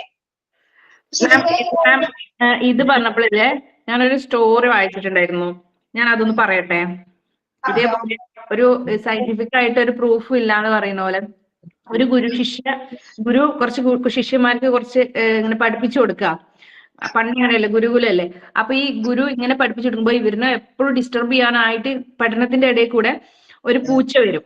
എപ്പോഴും ഈ പൂച്ച വന്നിട്ട് ഇവരുടെ ഇടയിൽ കൂടെ ഇവർക്ക് ഭയങ്കര ഇഷ്ടം. അപ്പൊ ഈ ഗുരു എന്ത് ചെയ്തു, ആ പൂച്ചയെ പിടിച്ച് കെട്ടാൻ പറഞ്ഞു കുട്ടികളോട്. അവര് ആ പൂച്ചേനെ പിടിച്ച് കെട്ടി. അപ്പൊ അങ്ങനെ ആ ഒരു ബാച്ച് കംപ്ലീറ്റ് ആയി ഔട്ടായി പോയി. നെക്സ്റ്റ് ബാച്ച് വന്നു. നെക്സ്റ്റ് ബാച്ച് നമ്മൾ ഈ പൂച്ച വരുന്ന കണ്ടപ്പോ തന്നെ എന്ത് ചെയ്തു, ഈ ഗുരു പിടിച്ചിട്ട് അതിനെ കെട്ടി. അവിടെ കെട്ടിയിട്ടു. പൂച്ച എവിടേക്കും പോവില്ല, അവിടെ കെട്ടിയിട്ടു. പിന്നെ അതിനെ അഴിച്ചു വിട്ടുന്നില്ല. പിന്നെ ആ ബാച്ചും കഴിഞ്ഞ് അടുത്ത ബാച്ച് വന്നപ്പോൾ ഈ പൂച്ച അവിടെ കെട്ടിയിട്ടിരിക്കുക. അപ്പൊ ആ ഒരു ബാച്ചിലുള്ള ആളുകൾ എന്താ വിചാരിച്ച്, നമ്മൾ ഈ ഒരു പഠനം പഠിപ്പിച്ചു കൊടുക്കുമ്പോ എപ്പോഴും ഒരു പൂച്ചേനെ അവിടെ കെട്ടിയിടണം, അത് നമുക്കുള്ള ഒരു ഇതാണെന്നാണ്. അങ്ങനെ ചെയ്താലാണ് ഇത് തുടക്കം ഇങ്ങനെ ചെയ്യണം. ഒരു പൂച്ചയെ കെട്ടിയിട്ടിട്ട് വേണം പഠനം തുടങ്ങാൻ. അങ്ങനെയുള്ള ആ ഒരു കൺസെപ്റ്റ് വന്നു. ശരിക്കും പിന്നുള്ളതൊക്കെ അങ്ങനെ ഒരു പൂച്ച അവിടെ ഉണ്ടാവണം എന്നുള്ളതായി മാറി. അങ്ങനെ ഒരു വായിച്ചിട്ടുണ്ട്. എവിടെയാ വായിച്ചത്? അതൊരു ചെറിയൊരു സ്റ്റോറിയാ. എവിടെയാ വായിച്ചെന്ന് ഓർമ്മല്ല. ഇങ്ങനെ എവിടെയോ ഇങ്ങനെ ഇതിലെന്നെ ഫോണിൽ തന്നെ ഇരുന്ന് വായിച്ചതാ. സ്റ്റോറിയാണല്ലേ? ആ, എന്താണ് സ്റ്റോറിയാണ്? സ്റ്റോറി മീൻസ് കഥയാണ് അല്ലെ? കഥയിലല്ലേ അത് പറഞ്ഞിരിക്കുന്നത്? അതെ. അതെ. അതിലും പ്രൂഫ് ഉണ്ടോ? ഇല്ല. ഇല്ല, പ്രൂഫില്ല. പക്ഷെ അങ്ങനെയല്ല. അപ്പൊ നെക്സ്റ്റ് ബാച്ച് ഇപ്പൊ ഒരു മൂന്നാമത്തെ ബാച്ചൊക്കെ ആണെങ്കിൽ എന്താ വിചാരിക്കാം, നമ്മള് ശിഷ്യത്വം സ്വീകരിക്കുക, ഒരു ഗുരു ഉണ്ടെങ്കിൽ അവിടെ ഒരു പൂച്ച വേണം, പൂച്ച ഉണ്ടെങ്കിൽ ആ ഒരു തോട്ടല്ലേ അതിലേക്ക് വരുന്നത്. ശരിക്കും ആ ഒരു തോട്ടാണ് അത്, ഓരോരുത്തരുടെ ചിന്താഗതികളാണ് അങ്ങനെ നയിക്കുന്നത്. എന്ത് കാര്യമെന്ന് നമ്മള് ചിന്തിക്കുന്നതിനനുസരിച്ചിട്ടാണ് നമ്മളോരോ കാര്യങ്ങള് അതിലൊരു കഥകളാണെങ്കിലും കവിതകളാണെങ്കിലും അതിലേക്ക് അതെല്ലാം തന്നെ ഇമാജിനേഷന്റെ ഭാഗമായിട്ട് രൂപപ്പെടുന്നതാണ്. ഓക്കെ, ചിലത് വായിക്കുമ്പോൾ നമുക്ക് സത്യമായിട്ട് തോന്നും ഓരോരോ ആചാരങ്ങൾ ഉണ്ടാവുന്നത് എന്നാണ്. അതെ, ശരിയാണ്. ആചാരങ്ങൾ രൂപപ്പെടുന്ന ഇതേപോലെ എന്തെങ്കിലും തരത്തിലുള്ള കാര്യം, പ്രത്യേകിച്ച് ആചാരങ്ങൾ അനുഷ്ഠാനം ശരിക്കും പറഞ്ഞാൽ ഉണ്ടാക്കിയെടുത്തിരിക്കുന്ന ആരാണ്? പണ്ട് കാലങ്ങളിലുള്ള ആൾക്കാരാണ്. നമ്മുടെ ഹിസ്റ്ററീസ് എടുത്ത് നോക്കുമ്പോഴാണ് ഇത്തരം ആചാരങ്ങൾ അനുഷ്ഠാനങ്ങളൊക്കെ വന്നു തുടങ്ങിയത് അല്ലെ? ഹിസ്റ്ററീസിലാണ് അല്ലെ? നമ്മുടെ ചരിത്രാതീത കാലം മുതലേ നമ്മുടെ നാടുകളിൽ എന്തുണ്ട്, പലതരത്തിലുള്ള ആചാരങ്ങൾ നിലനിൽക്കുന്നുണ്ട്. ഏറ്റവും ദുഷിച്ച ആചാരങ്ങളും ഉണ്ടായിരുന്നു, നല്ല ആചാരങ്ങളും ഉണ്ടായിരുന്നു. ഓക്കെ, ഇപ്പൊ നമ്മൾ എന്താ പറയാ, വിഷ പരീക്ഷ, അതിൽ തിളച്ച എണ്ണയിൽ കൈമുക്കുക, ഇതൊക്കെ അന്നത്തെ കാലഘട്ടത്തിൽ ഉണ്ടായിരുന്ന ആചാരങ്ങളാണ്. പഠിച്ചിട്ടുണ്ടോ നിങ്ങളത്? അതേപോലെ പാമ്പിനെ കൊണ്ട് കടിപ്പിക്കുന്നത്, പാമ്പിനെ കൊണ്ട് കടിപ്പിച്ചതിന് ശേഷം എന്താണ്, അതില് 2 ഇലകൾ കൊടുത്തിട്ട് അതില് ഒരു ഇല എന്താണ് ആൾക്ക് രക്ഷപ്പെടാനുള്ള ഒരു മരുന്നായിരിക്കും, പക്ഷെ മറ്റൊരെണ്ണം എന്താണ് അത് കഴിച്ച ആൾ മരിച്ചു. ഓക്കെ, അങ്ങനത്തെയൊക്കെ പരീക്ഷണങ്ങൾ, പലതരത്തിലുള്ള പരീക്ഷണങ്ങളൊക്കെ നമ്മുടെ പല കാലഘട്ടങ്ങളിൽ ഹിസ്റ്ററി എടുത്ത് നോക്കുകയാണെങ്കിൽ അങ്ങനെ ചെയ്തിട്ടുണ്ട്. അപ്പൊ അതൊക്കെ ഒരുപാട് നാൾക്ക് ശേഷം, പിന്നെ നമുക്ക് സ്വാതന്ത്ര്യം കിട്ടിയതിനു ശേഷമാണ് അങ്ങനത്തെ ആചാരങ്ങളൊക്കെ മാറി തുടങ്ങിയത്. ഓക്കെ, ഇപ്പോഴും അതൊക്കെ നിലനിന്നിരുന്നെങ്കിൽ നിങ്ങളൊന്ന് ആലോചിച്ച് നോക്കിയേ. ഇപ്പോഴും അത്തരത്തിലുള്ള ആചാരങ്ങൾ നിലനിന്നിരുന്നെങ്കിൽ നിങ്ങളൊന്ന് ആലോചിച്ച് നോക്കിയേ, നമ്മുടെ ലൈഫ് എങ്ങനെയായിരിക്കും? ഇതേപോലെ ഒരു ഓൺലൈൻ ക്ലാസ് വെച്ച് ചെയ്യാൻ പറ്റുമോ? പറ്റില്ല. അപ്പൊ സ്വാതന്ത്ര്യം കിട്ടിയത് കൊണ്ട് പല രീതിയിൽ നമ്മൾ രക്ഷപ്പെട്ടിട്ടുണ്ട് അല്ലെ? ആ ഒരു വ്യക്തി കാരണം ഈ ഓൺലൈൻ ക്ലാസ് വന്നത് ഒരു ദുരന്തത്തിൽ നിന്നല്ല, ഇപ്പൊ കൊറോണ എന്നൊരു സംഭവത്തിൽ നിന്നാണ് ഈ ഓൺലൈൻ ക്ലാസ് രൂപപ്പെട്ടത്. അതിനു മുമ്പ് ഉണ്ടായിരുന്നു, പക്ഷെ പോപ്പുലർ ആയിട്ടുണ്ടായിരുന്നു. ഓൺലൈൻസ് ഒക്കെ അവൈലബിൾ ആയിരുന്നു, പക്ഷെ ഏറ്റവും കൂടുതൽ ഓൺലൈൻ ക്ലാസ്സുകൾക്ക് ഏറ്റവും ഒരു ഫൗണ്ടേഷൻ ആയത് കൊറോണ കാലഘട്ടമാണ് അല്ലെ? അതായത് 2 വർഷത്തോളം 1.5 വർഷത്തോളം ആരടുത്തും ഫോണൊന്നും അന്നേരം അധികം ഇല്ലല്ലോ മിസ്. ഈ കൊറോണക്ക് ശേഷം എല്ലാരുടെ അടുത്തും ഇപ്പൊ ഓരോ ഫോണുകളുള്ള ഇത് വന്നു. കൊറോണ ഒരു തരത്തിൽ നല്ലതാണ്, എന്നാൽ പലരുടെയും ജീവിതം പോയത് അല്ലെ, പലരുടെയും ജീവൻ എടുത്തതും ആ ഒരു തന്നെയാണ്. അതിൽ നിന്നൊക്കെ രക്ഷപ്പെട്ട ആൾക്കാരാണ് നമ്മളെല്ലാവരും അല്ലെ? അത് ദൈവത്തിന്റെ ഒരു ഗ്രേസ് ആയിട്ട് നമുക്ക് കണക്കാക്കാം. എത്രയോ പേര് അതിൽ മരണപ്പെട്ടു, അതിൽ നിന്ന് ദൈവം രക്ഷപ്പെടുത്തിയ കുറെ ആൾക്കാരാണ് നമ്മള് അല്ലെ? കൊറോണ പോലെ ഒരുപാട് പേര് മരണപ്പെട്ടിട്ടുണ്ട്. നിസ്സാര കാര്യങ്ങൾ, പെട്ടെന്നാണ് മരണം സംഭവിച്ചത് ആ ഒരു കാലഘട്ടം ഓർക്കുമ്പോ. അപ്പൊ നമ്മൾ എവിടെ നിന്നാണ് കൊറോണ കാലഘട്ടത്തിലേക്ക് പറ്റിയത്? എക്സാം കൾച്ചർ പറഞ്ഞപ്പോഴാണ് ഇവിടെ വരെ എത്തിയത്. അപ്പൊ ചില ടോപ്പിക്സുകൾ ഇങ്ങനെ മറഞ്ഞു പോകും. അപ്പൊ ഇവിടെ ഒരു കാര്യം പറയാം, ആചാരങ്ങളെ അനുഷ്ഠാനങ്ങൾ എന്തോ ആയിക്കോട്ടെ, എന്തുതരം ലൈംഗികതയാണെങ്കിൽ പോലും നമ്മൾ എന്താണോ കുട്ടികൾക്ക് പറഞ്ഞു കൊടുക്കുന്നത് അതാണ് കുട്ടികൾ പഠിക്കുന്നത്. അല്ലെങ്കിൽ ഇപ്പൊ നമ്മ പറയാനും തന്നെ എന്താണ്, ഒരു ജസ്റ്റ് 2-3 ഡയലോഗ്സോ 2-3 വേർഡ്സോ ഒരു യൂട്യൂബിൽ അടിച്ചു കഴിഞ്ഞാല് കൃത്യമായിട്ട് നോളജ് അവർക്ക് നമ്മളൊന്നും പറഞ്ഞു കൊടുക്കേണ്ടതില്ല. പക്ഷെ അത് എങ്ങനെയാ, ടെക്നോളജിക്കൽ ആയിട്ടുള്ള നോളജ് ആയിരിക്കും. പക്ഷെ നമ്മുടെ ലൈഫ് റിലേറ്റഡ് ആയിട്ട് കുറെ കാര്യങ്ങൾ, അനുഭവങ്ങളൊക്കെ പങ്കുവയ്ക്കണമെങ്കിൽ നമ്മൾ പാരന്റ്സിലെ അധ്യാപകർ തന്നെയായിരിക്കും കുട്ടികൾക്ക് പറഞ്ഞു കൊടുക്കേണ്ടത്. ഓക്കെ, പോസിറ്റീവ് ആയിട്ടുള്ള കാര്യങ്ങൾ മാക്സിമം പറയാൻ നോക്കുക, അതാണ് വേണ്ടത്. ഓക്കെ, പ്രത്യേകിച്ച് സൊസൈറ്റി റിലേറ്റഡ് ആയിട്ട്, സൊസൈറ്റിനെ അനുസരിച്ച് ജീവിക്കാനല്ല പറയുന്നത്. സൊസൈറ്റിയിൽ കുറച്ച് റൂൾസ് ആൻഡ് റെഗുലേഷൻസ് ഉണ്ട് അല്ലെ? നമുക്ക് കൾച്ചറൽ ആയിട്ട് കുറെ റൂൾസ് ആൻഡ് റെഗുലേഷൻസ് ഉണ്ട്, അതൊക്കെ പാലിച്ചിട്ട് തന്നെയാണ് നമ്മൾ എല്ലാവരും ചെയ്യുന്നത് അല്ലെ? ഇപ്പൊ നമുക്ക് സമൂഹത്തിനുള്ള ഒരു കടപ്പാടുണ്ട്, എന്തൊക്കെ വന്നാലും അല്ലെ? നമ്മള് വീട്ടിൽ കാണിക്കുന്ന ഒരു ബിഹേവിയർ അല്ല നമ്മൾ സൊസൈറ്റിയിൽ കാണിക്കുന്നത്. ആണോ? നിങ്ങളുടെ ബിഹേവിയർ ആണോ നിങ്ങൾ ക്ലാസ്സിൽ കാണിക്കുന്നത്? ഒരിക്കലല്ല. അതായത് നമ്മൾ ആ ഒരു ഹ്യൂമൻ സോഷ്യൽ ബീയിങ് ആണ് അല്ലെ? നമ്മള് ശരിക്കും പറഞ്ഞാല് ഒരു സാമൂഹ്യ ജീവിയാണ്. അപ്പം നമുക്ക് സമൂഹത്തിന്റെ ആ കൾച്ചേഴ്സ് ഒക്കെ അനുസരിച്ച് തന്നെയായിരിക്കും. ഇതിനെ എതിർക്കാന്നല്ല പറയുന്നത്, നല്ല വശങ്ങൾ സ്വീകരിക്കുക. ഏതുതരം ആചാരങ്ങളാണെങ്കിലും അല്ലെങ്കിൽ എന്തുതരം റെഗുലേഷൻസ് ആണെങ്കിലും അതിന് നല്ല വശങ്ങൾ മാത്രം അക്സെപ്റ്റ് ചെയ്യുക, അത് തന്നെ നമ്മൾ കുട്ടികൾക്ക് പറഞ്ഞു കൊടുക്കുക. ഓക്കെ, അപ്പൊ നിങ്ങൾക്ക് സ്കൂളിൽ പോകുന്ന സമയത്തൊക്കെ, ഇന്റേൺഷിപ്പിനൊക്കെ പോകുന്ന സമയത്ത് ഈ നമ്മുടെ കണ്ടന്റ്സ് മാത്രം പഠിപ്പിക്കാന്നല്ലാതെ ചെറിയ കാര്യങ്ങൾ, അതേപോലെ സോഷ്യൽ റിലേറ്റഡ് ആയിട്ടുള്ള കാര്യങ്ങൾ, നമ്മുടെ ഗുഡ് മാനേഴ്സിനെ കുറിച്ചിട്ട്, അല്ലെങ്കിൽ ജനറൽ ആയിട്ടുള്ള മാനേഴ്സ് എന്തൊക്കെയാണ്, അങ്ങനെയുള്ള കാര്യങ്ങൾക്ക് ബന്ധപ്പെട്ട ക്ലാസ്സുകൾ നിങ്ങൾക്ക് കൊടുക്കുന്നത് നല്ലതായിരിക്കും.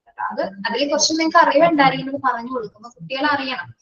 അല്ലെങ്കിൽ പിന്നെ എന്താണ്, എന്താണ് സൊസൈറ്റിയോട് ഒരു മര്യാദ വേണം. നമ്മളിപ്പോ പറയില്ലേ, ഒരു ബസ്സിൽ പോകുന്ന സമയത്ത് ഒരു പ്രഗ്നന്റ് ആയിട്ടുള്ള വുമണിനെ കണ്ടു കഴിഞ്ഞാല് നിങ്ങൾ മാറി കൊടുക്കാറുണ്ടോ സീറ്റ്? ഇപ്പോഴത്തെ കുട്ടികളൊന്നും മാറിക്കൊടുക്കില്ല. നമ്മളെ ടീച്ചേഴ്സ് എല്ലാം പഠിപ്പിച്ചത് അങ്ങനെയാ. പക്ഷെ ഇപ്പോഴത്തെ കുട്ടികള് കണ്ടാൽ തന്നെ മൈൻഡ് ചെയ്യില്ല. ടീച്ചേഴ്സിനെ കണ്ടാ മൈൻഡ് ചെയ്യില്ല. പ്രായമുള്ള ആൾക്കാരെ കണ്ടാലേ കുറെ മര്യാദകൾ കാര്യങ്ങളാണ്. അതേപോലെ തന്നെ ഒരു അന്ധനായ ഒരു വ്യക്തിയെ കാണുന്ന സമയത്ത് നമ്മളൊക്കെ റോഡ് മുറിച്ചു കിടക്കാനായിട്ട് അല്ലെ, ക്രോസ് ചെയ്യാനായിട്ട് സഹായിക്കുക. അങ്ങനെ ചെറിയ കാര്യം നമ്മുടെ കുഞ്ഞു കുട്ടികളോട് ഇപ്പോഴേ പറഞ്ഞു കൊടുക്കുക. അത് ഇപ്പോഴേ പറഞ്ഞാൽ അവർക്ക് എന്തെങ്കിലുമൊക്കെ മനസ്സിലാവുള്ളൂ. അല്ലാതെ ഒരു പരിധി വരെ കുട്ടികൾ അത് അക്സെപ്റ്റ് ചെയ്യും. പക്ഷെ പറഞ്ഞു കൊടുക്കുന്ന രീതിയും നമ്മളുടെ ആ ഒരു ഇടപെടൽ അനുസരിച്ച് മാത്രമാണ് കുട്ടികൾ അത് അക്സെപ്റ്റ് ചെയ്യുന്നത്. ഓക്കെ, അത് അങ്ങനെയുള്ള കാര്യങ്ങളൊക്കെ കൂടി നിങ്ങളുടെ ക്ലാസ് മുറിയിൽ നിങ്ങൾ ഉൾപ്പെടുത്തണം എന്നാണ് ഞാൻ പറഞ്ഞത്. ജനറൽ ആയിട്ട് കുട്ടികൾ ശരിക്കും നമ്മുടെ ലൈഫുമായി ബന്ധപ്പെട്ട കുറെ കാര്യങ്ങളാണ് കുട്ടികൾ കുറെ അറിയേണ്ടത്. ഓക്കെ, പാഠഭാഗങ്ങളെക്കാൾ കൂടുതൽ ലൈഫ് റിലേറ്റഡ് ആയിട്ടുള്ള കുറെ കാര്യങ്ങൾ അവർ അറിയണം. കാരണം ഇന്നത്തെ തലമുറകൾ നമ്മൾ വിചാരിച്ച പോലത്തെ ഒരു രീതിയിലല്ല വളർന്നു വരുന്നത് അല്ലെ. അതായത് മാനുഷിക മൂല്യങ്ങൾ അതൊക്കെ ഒന്നും ഇല്ലാത്ത രീതിയിലാണ് ഇന്നത്തെ ഒരു തലമുറ. അച്ഛനും അമ്മയും അല്ലെങ്കിൽ മകളാണ് അങ്ങനെ ഒരു ബന്ധങ്ങളൊക്കെ തന്നെ ഇല്ലാണ്ടായിക്കൊണ്ടിരിക്കുകയാണ് അല്ലെ. അതായത് ഇപ്പൊ നമ്മൾ കണ്ടിട്ടില്ലേ ഓരോ റേപ്പ് സീനുകൾ കണ്ടിട്ടില്ലേ, റേപ്പുകളെ, പീഡനങ്ങൾ തന്നെ, അച്ഛൻ മകളെ അല്ലെങ്കിൽ ചേട്ടൻ അങ്ങനെയൊക്കെ. അപ്പൊ ബന്ധങ്ങളിൽ തന്നെ എന്താണ് അവർക്ക് സത്യസന്ധതയില്ല, ആത്മാർത്ഥതയില്ല. ഓക്കെ, അപ്പൊ അങ്ങനെയൊന്നും ആവരുത്. ഇനിയും വരുന്ന തലമുറയിൽ നിങ്ങൾ പഠിത്തെടുക്കുന്ന കുട്ടികളെങ്കിലും എങ്ങനെയായിരിക്കണം, നല്ല രീതിയിൽ കാഴ്ചപ്പാടുകളുള്ള കുട്ടികളായിട്ട് മാറണമെങ്കിൽ നല്ല രീതിയിൽ നിങ്ങൾ ഇത് പറഞ്ഞു കൊടുക്കുക, ഇൻസ്ട്രക്ട് ചെയ്യുക. നിർദ്ദേശങ്ങൾ കൊടുക്കുമ്പോൾ എപ്പോഴും അവരുടെ ലൈഫ് റിലേറ്റഡ് ആയിട്ടുള്ള കാര്യങ്ങൾ ആയിരിക്കുമ്പോൾ പറയുമ്പോൾ കുട്ടികൾ കൂടുതൽ അത് ശ്രദ്ധിക്കും. ഓക്കെ, അപ്പൊ പാരന്റ്സിനേക്കാൾ കൂടുതൽ നിങ്ങൾ പറയുന്ന കാര്യങ്ങൾക്ക് ഇൻഫ്ലുവൻസ് ചെയ്യാനായിട്ട് അവരെ സഹായിക്കും. നിങ്ങളെ അധ്യാപകൻ എന്ന് പറയുന്ന ഒരു പ്രത്യേക ഇഷ്ടമാണ് കുഞ്ഞുങ്ങളെ സംബന്ധിച്ചിടത്തോളം. നിങ്ങൾ പറയുന്ന കാര്യങ്ങൾ കേൾക്കാനും അത് അക്സെപ്റ്റ് ചെയ്യാനായിട്ട് ഇത് ഇടക്കിടക്ക് പറഞ്ഞു കൊടുക്കുക. അതായത് എപ്പോഴും കണ്ടൻസ് മാത്രമല്ല പഠിപ്പിച്ചുകൊണ്ടിരിക്കേണ്ടത്, ഇതേപോലെ ജീവിതത്തിന് ആവശ്യമുള്ള കാര്യങ്ങൾ എന്തൊക്കെയാണ് അതും കൂടി നമ്മൾ പറഞ്ഞു കൊടുക്കുക. റിയൽ ലൈഫ് സിറ്റുവേഷൻസിൽ എങ്ങനെ നേരിടേണ്ട കാര്യങ്ങൾ എന്തൊക്കെയാണ് ഇതുകൂടി ഉൾപ്പെടുത്തുന്നത് കേട്ടോ. അങ്ങനെയാണ്, അതാണ് ഒരു റിയൽ ലൈഫ് ക്ലാസ് റൂം എന്ന് പറയുന്നത്.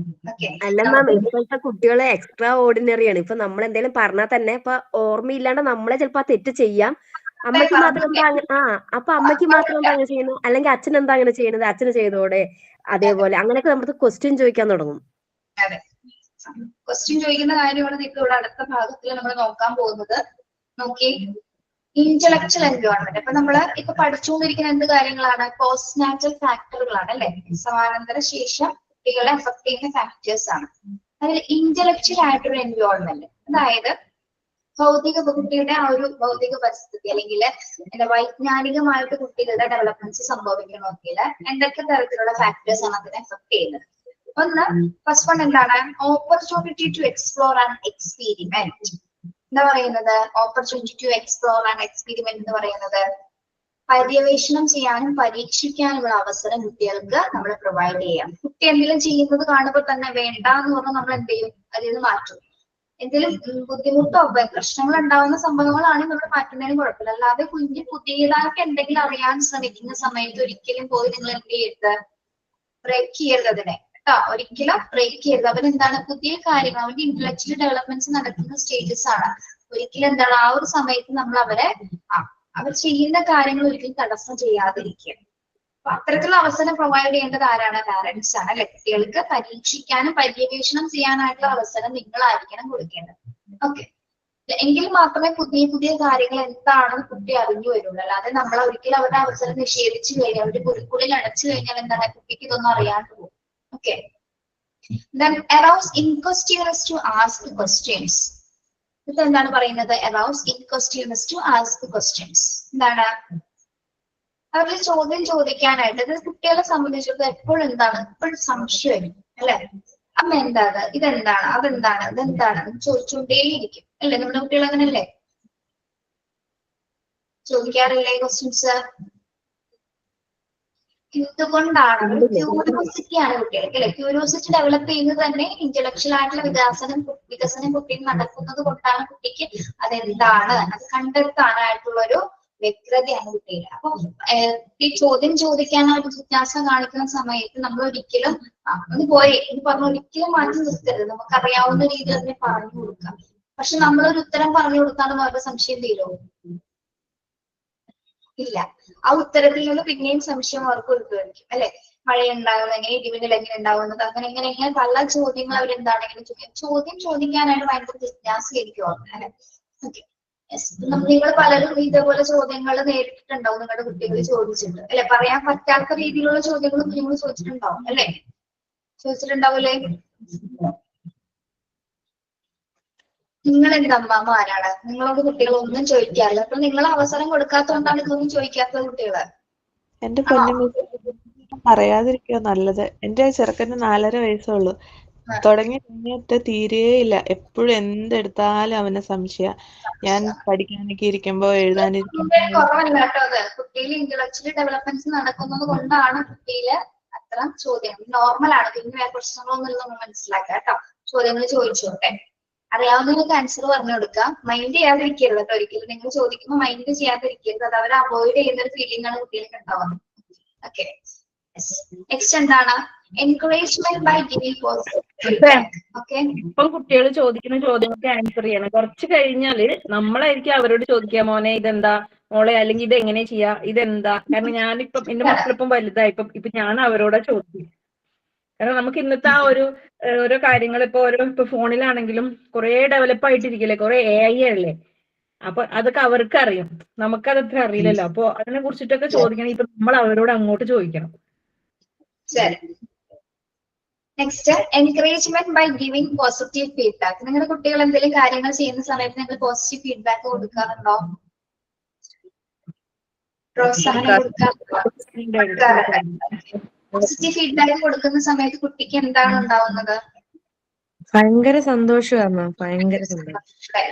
വെരി ഗുഡ്, അല്ലെങ്കിൽ നന്നായിട്ടുണ്ട്, വെൽ ഡൺ, സൂപ്പർ എന്നൊക്കെ പറഞ്ഞ കുട്ടിയില് ഭയങ്കര മാറ്റങ്ങളായിരിക്കും. പിന്നീട് അവന് അത് ആ ഒരു ആക്ടിവിറ്റി ചെയ്യാനോ അല്ലെങ്കിൽ അത് പറയാനായിട്ടുള്ള ഒരു സപ്പോർട്ടിങ് ആണ് നമ്മൾ അവിടെ കൊടുക്കുന്നത്. ഓക്കെ, അപ്പൊ എന്ത് മൈന്യൂട്ട് ആയിട്ടുള്ള കാര്യങ്ങളാണെങ്കിൽ പോലും എന്താണ് അവരുടെ ലൈഫിൽ അവർക്കത് വലിയ കാര്യമാണ് അല്ലെ. നമ്മൾക്ക് ചെറുതായിട്ടായിരിക്കും തോന്നുന്നത്, പക്ഷെ നമ്മൾ എന്ത് ചെയ്യണം? പോസിറ്റീവായിട്ട് ഫീഡ്ബാക്ക് കൊടുക്കുക. ശരിക്കും പറഞ്ഞാൽ ഒരു പേപ്പറിൽ ഇങ്ങനെ വരഞ്ഞിട്ട് കൊണ്ടുവന്ന് കാണിച്ചു, ഇത് നോക്കിയാ ഞാൻ കളർ അടിച്ചത്. ഞാൻ പഠിക്കാൻ പറഞ്ഞ മോനെ നല്ല ഭംഗിയുണ്ട് എന്ന് വെറുതെ ഇങ്ങനെ വരഞ്ഞിട്ടുള്ളൂ. ഷെടാ പിന്നെ 5 മിനിറ്റ് കഴിഞ്ഞാണ് അതേപോലെ തന്നെ പിന്നെയും വരച്ചോണ്ടിരുന്നു. പിന്നെയും ഇതിന്റെ റിപ്പീറ്റ്. അവന്റെ സന്തോഷം നമുക്കറിയാം അവരിൽ വൈജ്ഞാനികമായിട്ട് ഈ ഒരു ഡെവലപ്മെന്റ് നടക്കുന്നതുകൊണ്ടാണ് കുട്ടികള് എന്താണ് ഓരോ കാര്യങ്ങളും ചെയ്തു കൊടുക്കുന്നത് അല്ലെ. വ്യക്തിപരമായിട്ടുള്ള ഓരോ കാര്യങ്ങൾ ചെയ്യുന്നത്. അപ്പൊ അതിനെ നമ്മൾ ആ ഒരു സമയത്ത് ബ്രേക്ക് ചെയ്യണം. അല്ലെങ്കിൽ അതിനൊരിക്കലും നമ്മൾ അതിന്റെ അവസരം കൊടുക്കാതിരുന്ന കുട്ടികൾ അത് നശിച്ചു പോകും. പിന്നീട് അവന് നമ്മളിട്ടില്ലേ ഇപ്പൊ ഫീഡ്ബാക്ക് കൊടുക്കാതിരിക്കുന്ന തന്നെ കുട്ടിക്ക് നമ്മളൊരു വെരി ഗുഡ് പറയുന്ന സമയത്ത് കുട്ടിയിൽ ഉണ്ടാവുന്ന ആ ഒരു വേരിയേഷൻസ് ഹാപ്പിനെസ് എന്നൊരു ഫീലിംഗ് ആണ് കുഞ്ഞോടെ നോക്കുന്നത് അല്ലെ. അപ്പൊ അത് അടുത്തത് പിന്നീട് അത് റിപ്പീറ്റ് ചെയ്യാനായിട്ട് അവനൊരു മോട്ടിവേഷൻ ആണ് നമ്മളവിടെ കൊടുക്കുന്നത്. ശരിക്കും ഒരു മോട്ടിവേഷൻ ടെക്നിക്കാണ് നല്ല പോസിറ്റീവ് ഫീഡ്ബാക്ക് കൊടുക്കുക എന്ന് പറയുന്നത്. ഓക്കെ, ഒരിക്കലും കുട്ടി എന്ത് ചെയ്തു കഴിഞ്ഞാലും നല്ലതാണെങ്കിലും ഒരിക്കലും നല്ലതാണെന്ന്, അതിപ്പോ കുഞ്ഞും നല്ല ആരെന്ത് നല്ല കാര്യം ചെയ്താൽ നല്ലതാണെന്ന് പറയാനായിട്ടൊരു മനസ്സ് ഒക്കെ ഉണ്ടായിരിക്കണം. ഓക്കെ, മോശമാണെങ്കിൽ പറയാൻ പറ്റുന്ന സാഹചര്യത്തിൽ മോശമാണെന്ന് പറയാം. നോ പറയുന്ന സാഹചര്യത്തിൽ നോ പറയാം, എസ് പറയുന്ന സാഹചര്യത്തിൽ എസ് പറയാം. കുട്ടികൾക്ക് ഇവിടെ എന്താ നമ്മൾ കൊടുക്കേണ്ടത്? പോസിറ്റീവ് ഫീഡ്ബാക്സിൽ കൊടുക്കുന്നത് വഴി കുട്ടികളെ നല്ല രീതിയിൽ നമുക്ക് എൻകറേജ് ചെയ്യാനായിട്ട് സാധിക്കുന്നത്. പിന്നെ ഇന്റലക്ച്വൽ അവർക്ക് എൻവയോൺമെന്റ് കുറച്ചും കൂടി ഗംഭീരമാകാൻ വേണ്ടി നമുക്ക് കുറച്ച് ആക്ടിവിറ്റീസ് പ്രൊവൈഡ് ചെയ്യാം അല്ലെ. എന്തൊക്കെ ആക്ടിവിറ്റീസ് ആണ്? Providing variety of activities, namely reading, story telling, drawing, play music and dancing and dramatizing. Different ആയിട്ടുള്ള ആക്ടിവിറ്റീസ് കൊടുക്കുന്നതിലൂടെ അവർക്ക് ഏതിനാണ് ടേസ്റ്റ് എന്ന് നമുക്ക് അറിയാൻ പറ്റും അല്ലെ.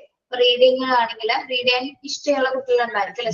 ചില ടൈപ്പ് ഓഫ് ബുക്സുകൾ, അങ്ങനെ ടൈപ്പ് ഓഫ് ബുക്സ് സെലക്ട് ചെയ്ത കുട്ടികളാണെങ്കിൽ മാത്രം എന്താണ് അവർക്ക് റീഡിങ് ഹാബിറ്റ് ഉണ്ട് നമുക്ക് മനസ്സിലാക്കാം.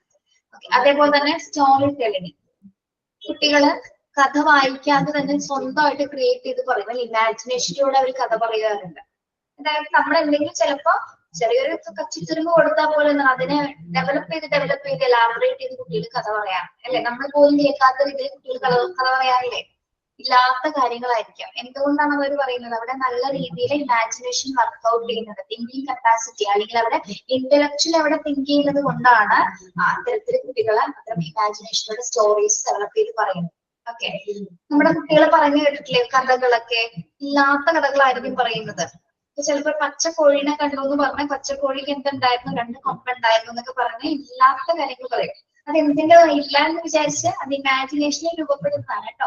ഒരിക്കലും കുട്ടിയിൽ യാതൊരുവിധ കുഴപ്പങ്ങളുമില്ല. അവൻ നല്ല രീതിയിൽ ചിന്തിക്കുന്നത് കൊണ്ടാണ് കുട്ടിയിൽ അത്തരത്തില് സ്റ്റോറി അങ്ങനെ പറയാനായിട്ട് കുഞ്ഞിന് പറ്റുന്നത് കേട്ടോ.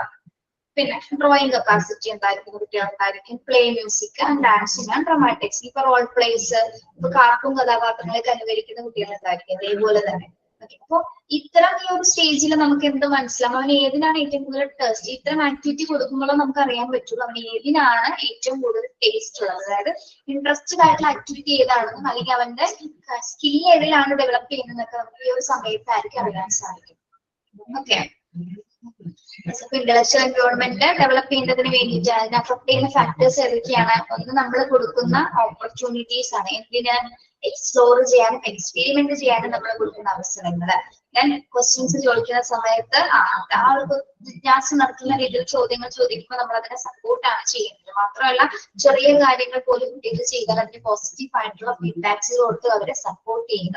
ദെൻ മാത്രമല്ല എന്താണ്, വെറൈറ്റി ആയിട്ടുള്ള different types of activities, reading മുതൽ അല്ലെങ്കിൽ ഡ്രമാറ്റൈസിങ് വരെയുള്ള പല രീതിയിൽ ആക്ടിവിറ്റീസ് കൊടുക്കുന്നത് വഴി കുട്ടിയിൽ അവനെ ഇന്റലക്ച്വൽ അവനെ വികസിപ്പിക്കാനായിട്ട് അത് കാരണമാകും. ഓക്കെ. അത്തരത്തിലുള്ള ആക്ടിവിറ്റീസ് നമ്മൾ പ്രൊവൈഡ് ചെയ്യണം.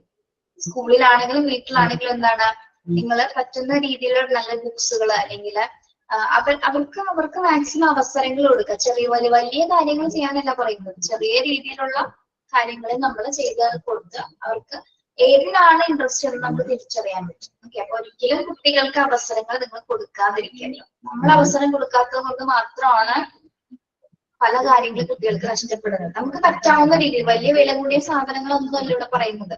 നമുക്ക് പറ്റാവുന്ന രീതിയിൽ എന്താണോ അത് മാത്രമായിരിക്കും കുഞ്ഞിന് കൊടുക്കേണ്ടത്. ഓക്കെ. ഇന്റലക്ച്വൽ എൻവയോൺമെന്റ് മനസ്സിലായോ? യെസ്. കഴിഞ്ഞ ക്ലാസ്സിൽ ഇവിടെ മിസ് അവസാനിപ്പിച്ച്. കഴിഞ്ഞ ക്ലാസ്സില് ഇപ്പൊ ഡി എടുത്തില്ലേ? ഡി വരെ എടുത്തത്.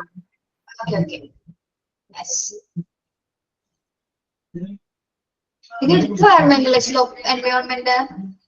അതെ. ശരി. എന്തൊക്കെ പറയാതെ മിസ് റിവൈസ് ചെയ്യുന്നതായിരിക്കും. അതാ പിന്നെ ഞാൻ വിചാരിച്ചു എക്സാം കൾച്ചറിന് ക്വസ്റ്റ്യൻ കൊടുത്തിട്ട് പിന്നെ എടുത്തിട്ടില്ലാന്ന് വിചാരിച്ചു. അതുകൊണ്ടാണ് പറഞ്ഞത്. ഓക്കെ. ഓർമ്മ വന്നേ. പഠിച്ച കാര്യങ്ങൾ നമ്മൾ ഓർത്തിട്ടുണ്ട്. ക്ലാസ് ശ്രദ്ധിച്ചുകൊണ്ടാണ് ഓർമ്മ വന്നത്. ഓക്കെ.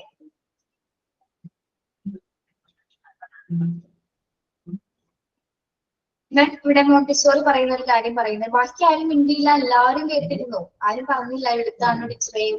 അല്ല മാം റിപ്പീറ്റ് ആയിട്ട് പറഞ്ഞിട്ടുണ്ടോ? ഞാൻ വിചാരിച്ചല്ലേ? ഓക്കെ. എന്നിട്ട് ഇത്രയും പോയിന്റ്സ് പറഞ്ഞപ്പോ ആരും അവിടെ നിന്നാണ് പറഞ്ഞില്ലല്ലോ. ഓരോ പോയിന്റ്സ് ഞാൻ പറയേണ്ടിട്ട് കൊറേ നോക്കി, പിന്നെ മിസ് പറയല്ലേ, അപ്പൊ പിന്നെ ഒന്നുകൂടെ കേൾക്കാന്ന് കരുതി. ശരി ശരി, കുഴപ്പമില്ല. എന്തായാലും പറഞ്ഞ കാര്യങ്ങൾ ഒന്നുകൂടി പറയുമ്പോൾ ഒന്നുകൂടി മനസ്സിൽ തറവാണ് അല്ലെ? Yes, Montessori acknowledges that passive ഇത് പറഞ്ഞു ഈ പാരഗ്രാഫ്. ഇല്ല ഇവിടുന്ന് മുതലാണ്. ഇത് മോണ്ടിസോറിയുടെ കുറച്ച് അഭിപ്രായങ്ങളെ കുറിച്ചിട്ടാണ് പറയുന്നത്. അതായത് കുട്ടികളുടെ പാസീവ് ആയിട്ടുള്ള നേച്ചറിനെ മോണ്ടിസോറി പ്രോത്സാഹനം കൊടുക്കുന്നത്. അതായത് they go the period of observation from the environment and so she gives more importance to the prepared environment. At the same time, she recognizes the strong active nature of the child, allowing children to freedom to choose their own activities voluntarily. അപ്പൊ Montessori കുട്ടികളുടെ നിഷ്ക്രിയമായിട്ടുള്ള ഒരു passive ആയിട്ടുള്ള നേച്ചറിനെ ഏറ്റവും ഇഷ്ടപ്പെടുന്നുണ്ട്. അതായത് അവരുടെ ഒരു കുട്ടികൾക്ക് എപ്പോഴും പാസീവ് ആയിട്ടുള്ള ഒരു നേച്ചറാണ്, ഒരു സ്വഭാവം അവിടെ നിൽക്കുന്നില്ല, അവർക്ക് നിഷ്ക്രിയമായിട്ടുള്ള സ്വഭാവങ്ങളാണ് കുട്ടികൾക്കുള്ളത്. മാത്രമല്ല എൻവയോൺമെന്റിൽ കാണുന്ന പല കാര്യങ്ങളും കുട്ടികൾ എന്ത് ചെയ്യുന്നുണ്ട്, അബ്സോർബ് ചെയ്യുന്നത്. അല്ലെ, എന്ത് കാര്യങ്ങൾ കണ്ടാലും കുട്ടികൾ അതിനെ ആഗീരണം ചെയ്യുന്നുണ്ട്. ഓക്കെ. അതേപോലെ തന്നെ നമ്മൾ ഈ ഒരു മോണ്ടിസോറി എന്ന് പറയുന്നത് പ്രിപ്പയർഡ് ആയിട്ടുള്ള എൻവയോൺമെന്റിലാണ് നമ്മൾ പഠിപ്പിക്കുന്നത്. അതായത് കുട്ടികൾക്ക് അവരുടേതായിട്ടുള്ള ആക്ടിവിറ്റീസ് അവരുടെ ഇഷ്ടത്തിന് സ്വീകരിക്കുന്ന രീതിയിലാണ്. അതായത് അവർക്ക് ചൂസ് ചെയ്യാനുള്ള ഫ്രീഡം ഉണ്ട് ഇവിടെ. അവർക്ക് ഇഷ്ടമുള്ള ആക്ടിവിറ്റീസ് നമ്മൾ ഫോഴ്സ് ചെയ്യാതെ തന്നെ മോണ്ടിസോറിയെ സംബന്ധിച്ചിടത്തോളം എന്താണ്, ഇഷ്ടമുള്ള ആക്ടിവിറ്റീസ്. നിങ്ങൾക്ക് ഇവിടെ പ്രാക്ടിക്കൽ ക്ലാസ്സിന് വരുമ്പോൾ അത് മനസ്സിലാവും. കാരണം നമ്മൾ നിങ്ങളെ കൊണ്ട് ഇത് തന്നെയാണ് ഇവിടെ ചെയ്യിപ്പിക്കാൻ പറ്റുന്നത്. കാരണം നിങ്ങൾ പ്രാക്ടിക്കൽസിന് ഇവിടെ വരുന്ന സമയത്ത് മെറ്റീരിയൽസ് നമ്മളിവിടെ എല്ലാം വെച്ചിട്ടുണ്ടായിരിക്കും. നിങ്ങൾക്ക് ഇഷ്ടമുള്ള മെറ്റീരിയൽസ് എടുക്കാനേ ഞങ്ങൾ പറയുള്ളൂ. നിങ്ങൾക്ക് ഇഷ്ടമുള്ള മെറ്റീരിയൽസ് കൊണ്ടുവന്നിട്ട് അതൊരു ഗ്രൂപ്പ് വൈസ് ആയിട്ട് ഇരുന്നതിന് അനലൈസ് ചെയ്യാനേ നമ്മൾ പറയുള്ളൂ. അത് തന്നെയാണ് മോണ്ടിസോറിയിലും ആ ഒരു എൻവയോൺമെന്റിൽ നമ്മൾ പഠിപ്പിക്കുന്ന കുട്ടികളെ. അതായത് കുട്ടികൾക്ക് ആവശ്യത്തിലധികമുള്ള ഫ്രീഡം നമ്മൾ കൊടുക്കണം. കാരണം അവർക്ക് ഓരോ ആക്ടിവിറ്റി അവർ സ്വതന്ത്രമായിട്ട് തിരഞ്ഞെടുക്കണം. നമുക്ക് ഒരിക്കലും കുട്ടികളെ ഫോഴ്സ് ചെയ്തുകൊണ്ട് പഠിപ്പിക്കരുത്. ഫോഴ്സ് ചെയ്ത് പഠിപ്പിക്കുമ്പോൾ എന്താണ് മെന്റലി അവിടെ ആബ്സെന്റ് ആയിരിക്കും. ഫിസിക്കലി പ്രസന്റ് ആയിരിക്കും, മെന്റലി കുട്ടികളവിടെ ആബ്സെന്റ് ആയിരിക്കും. കുട്ടി മനസ്സുകൊണ്ട് വേറെ എന്തെങ്കിലും കാര്യങ്ങളായിരിക്കും ചിന്തിക്കുന്നത്. അവർക്ക് ഇഷ്ടമുള്ള ഒബ്ജക്ട്സ് ആണെങ്കിലോ ഇഷ്ടമുള്ള വസ്തുക്കളാണെങ്കിൽ കുട്ടികൾ എന്ത് ചെയ്യും? ഇഷ്ടമുള്ള വസ്തുക്കളാണെങ്കിൽ എന്ത് ചെയ്യും? കുട്ടികള് ഇൻട്രസ്റ്റഡ് ആണ്, ശ്രദ്ധയോടെ കംപ്ലീറ്റ് ആയിട്ട് ആ കാര്യങ്ങൾ അത് പൂർണ്ണമായിട്ട് പഠിക്കാനായിട്ട് കുട്ടികളെ ശ്രമിക്കും. അപ്പൊ അപ്പൊ അത്തരത്തിലൊരു നമ്മുടെ സാധാരണ വിദ്യാഭ്യാസ സമ്പ്രദായത്തിൽ നിന്ന് ഏറ്റവും വ്യത്യസ്തമായിട്ടുള്ള ഒരു നേച്ചർ തന്നെയാണ് മോണ്ടിസോറി ടീച്ചിങ് മെത്തേഡിനുള്ളത് അല്ലെ. അതുപോലെ നമ്മള് ഇതേപോലെ ഒരു രീതി ശരിക്കും പറഞ്ഞാൽ മാഡം മോണ്ടിസോറി ഇല്ലായിരുന്നെങ്കിൽ നമുക്ക് ഈ ഒരു മെത്തേഡ് ഇല്ല അല്ലെ. ഈ ഒരു മെത്തേഡ് ഇല്ല. ഇങ്ങനെ ഒരു ഈ കോഴ്സോ അല്ലെങ്കിൽ ഇത്രയും ശരിക്കും പറഞ്ഞാൽ ഇതിന്റെ ഇൻഡെപ്ത് ആയിട്ട് നമ്മൾ പഠിക്കുമ്പോൾ മോണ്ടിസോറി ഒരുപാട് അറിയാനുണ്ട്. നിങ്ങൾ മോണ്ടിസോറിയുടെ ഭാഗമൊക്കെ തുടങ്ങിയോ? മാഡം മോണ്ടിസോറിയുടെ ഭാഗം എടുത്തു തുടങ്ങിയോ? ഇല്ല മാം, ഇല്ല. ഓക്കെ, നമ്മൾ ഏറ്റവും റെസ്പെക്ട് ചെയ്യേണ്ട ഒരു വ്യക്തി തന്നെയാണ്. കാരണം കുട്ടികൾക്ക് വേണ്ടി ഇത്രയും ഒരു പാക്കേജ്, അതായത് ഫ്രീ ആയിട്ട് ചൂസ് ചെയ്യാൻ പറ്റുന്ന ഒരു എഡ്യൂക്കേഷൻ സിസ്റ്റമാണ് ശരിക്കും പറഞ്ഞാൽ. അപ്പൊ അവർക്ക് ഏത് ആക്ടിവിറ്റി ഇവിടെ നമ്മുടെ ആക്ടിവിറ്റീസിലൂടെ അല്ലെങ്കിൽ മെറ്റീരിയൽസിലൂടെയാണ് പഠനം സാധ്യമാകുന്നത്. ടെക്സ്റ്റ് ബുക്കുകളോ ലെക്ചർ ക്ലാസ്സുകളോ അല്ല അല്ലെ, മെറ്റീരിയൽസ് ആണ് ഇവിടെ. അത് ഇഷ്ടമുള്ള മെറ്റീരിയൽസ് കുട്ടി കണ്ടെത്തുകയാണ്. അവന്റെ മെറ്റീരിയൽസ് അവൻ കണ്ടെത്തി അതിൽ നിന്ന് അവൻ എക്സ്പ്ലോർ ചെയ്യും അല്ലെ. അവന്റെ ആ ഒരു ക്യൂരിയോസിറ്റി എന്ത് ടെൻഡൻസി കൊണ്ട് അതിൽ എന്തൊക്കെയാണ്, എന്താണ് അതിന്റെ കളർ, എന്താണ് അതിന്റെ ഷേപ്പ്, എന്താണ് കുട്ടി തന്നെ പഠിക്കാനാണ് അല്ലെ. കണ്ട് പഠിക്കാൻ നമ്മൾ ആരും പറഞ്ഞു കൊടുക്കേണ്ടതാണ്. ഇഷ്ടമുള്ള ആക്ടിവിറ്റീസ് കുട്ടികൾ തിരഞ്ഞെടുത്ത് പഠിക്കണം. ഓക്കെ, അപ്പൊ അങ്ങനൊരു അവസരം നമുക്ക് കിട്ടിയതിൽ വരെ പഠിപ്പിക്കാൻ എനിക്കും പഠിക്കാൻ നിങ്ങൾക്കും കിട്ടിയതിൽ നല്ലൊരു ശരിക്കും പറഞ്ഞാൽ അത് നമ്മള് അവര് മാഡം മോണ്ടിസോറിയോടാണ് അതിനൊരു വലിയ താങ്ക്സ് കൊടുക്കേണ്ടത് അല്ലെ. ഇത്രയും നല്ലൊരു കുറച്ചും കൂടി നിങ്ങൾ പഠിച്ചു കൊടുക്കുമ്പോൾ നിങ്ങൾക്ക് മനസ്സിലാവുള്ളൂ എന്താണ് മോണ്ടിസോറിയിലേക്ക് നിങ്ങൾ എത്തുമ്പോഴേ എന്താണ് മാഡം മോണ്ടിസോറി നമുക്കായി വിഭാവനം ചെയ്തതെന്ന് നമുക്ക് തിരിച്ചറിയാൻ പറ്റുള്ളൂ. ഓക്കെ,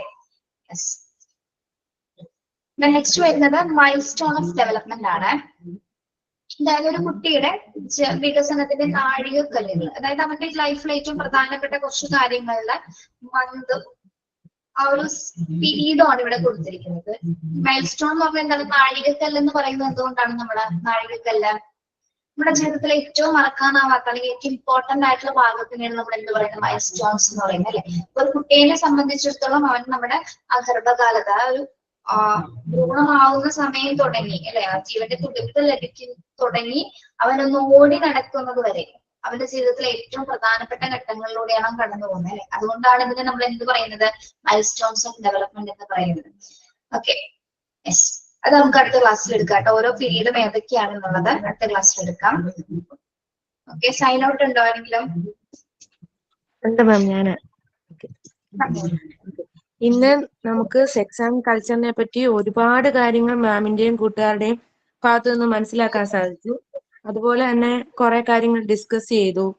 പിന്നെ ഇന്റലക്ച്വൽ നമ്മൾ റിപ്പീറ്റ് അടിച്ച് ഒന്നുകൂടെ പഠിച്ചു. സത്യമായിട്ട് എനിക്കറിയത്തില്ലായിരുന്നു മാം, എനിക്ക് ടെക്സ്റ്റ് ഇല്ല. അപ്പൊ ഞാനത് കേട്ട് ഇങ്ങനെ ഇരിക്കുകയായിരുന്നു. അപ്പോ ഇന്റലക്ച്വൽ എൻവയോൺമെന്റിനെ പറ്റി കുട്ടികൾക്ക് കൊടുക്കേണ്ട ഗൈഡൻസും അവരെ മോട്ടിവേറ്റ് ചെയ്യേണ്ട കാര്യങ്ങളും ഒക്കെ മാം നമുക്ക് നല്ല രീതിയിൽ പറഞ്ഞു തന്നു. അതുകൊണ്ട് എന്റെയും ഈ ക്ലാസിന്റെയും പേര് ഞാൻ നന്ദി പറയുന്നു. ഓക്കെ, നിങ്ങളാണ് പക്ഷെ സെക്സ് ആൻഡ് കൾച്ചറിനെ കുറിച്ച് നിങ്ങൾ നല്ല രീതിയിൽ നോട്ട് ചെയ്തിട്ടുണ്ട് കേട്ടോ. ഇപ്പൊ ആരൊക്കെയാ പറഞ്ഞത്?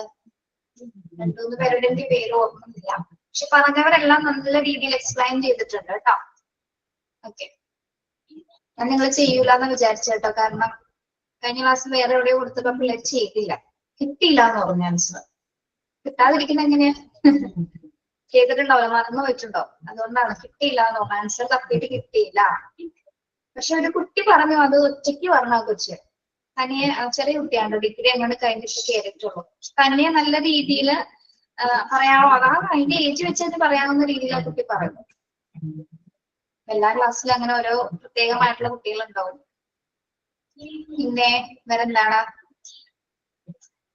ആരെങ്കിലും ഇനി ടെക്സ്റ്റ് ബുക്ക് കിട്ടാത്തവരുണ്ടോ? ടെക്സ്റ്റ് കിട്ടാത്തവരുണ്ടോ? ഇനി ഇല്ല, എല്ലാവർക്കും കിട്ടിയിട്ടുണ്ട്. ഓക്കെ, എനിക്ക് കിട്ടിയില്ല മാം, ഞാൻ പൈസ കൊടുത്തിട്ടേ ഉള്ളൂ. പൈസ കൊടുത്തിട്ടുണ്ട്. അപ്പൊ വൈകുവാണെങ്കിൽ ഇവിടെ കോണ്ടാക്ട് ചെയ്യണോ ഓഫീസിലെ? 7 ദിവസത്തെ വർക്കിംഗ് ഡേയ്സ് വേണോന്ന് പറഞ്ഞായിരുന്നു. ശരി, okay, thank you, have a nice day. Next week കാണാം കേട്ടോ. Thank you ma'am. Thank U.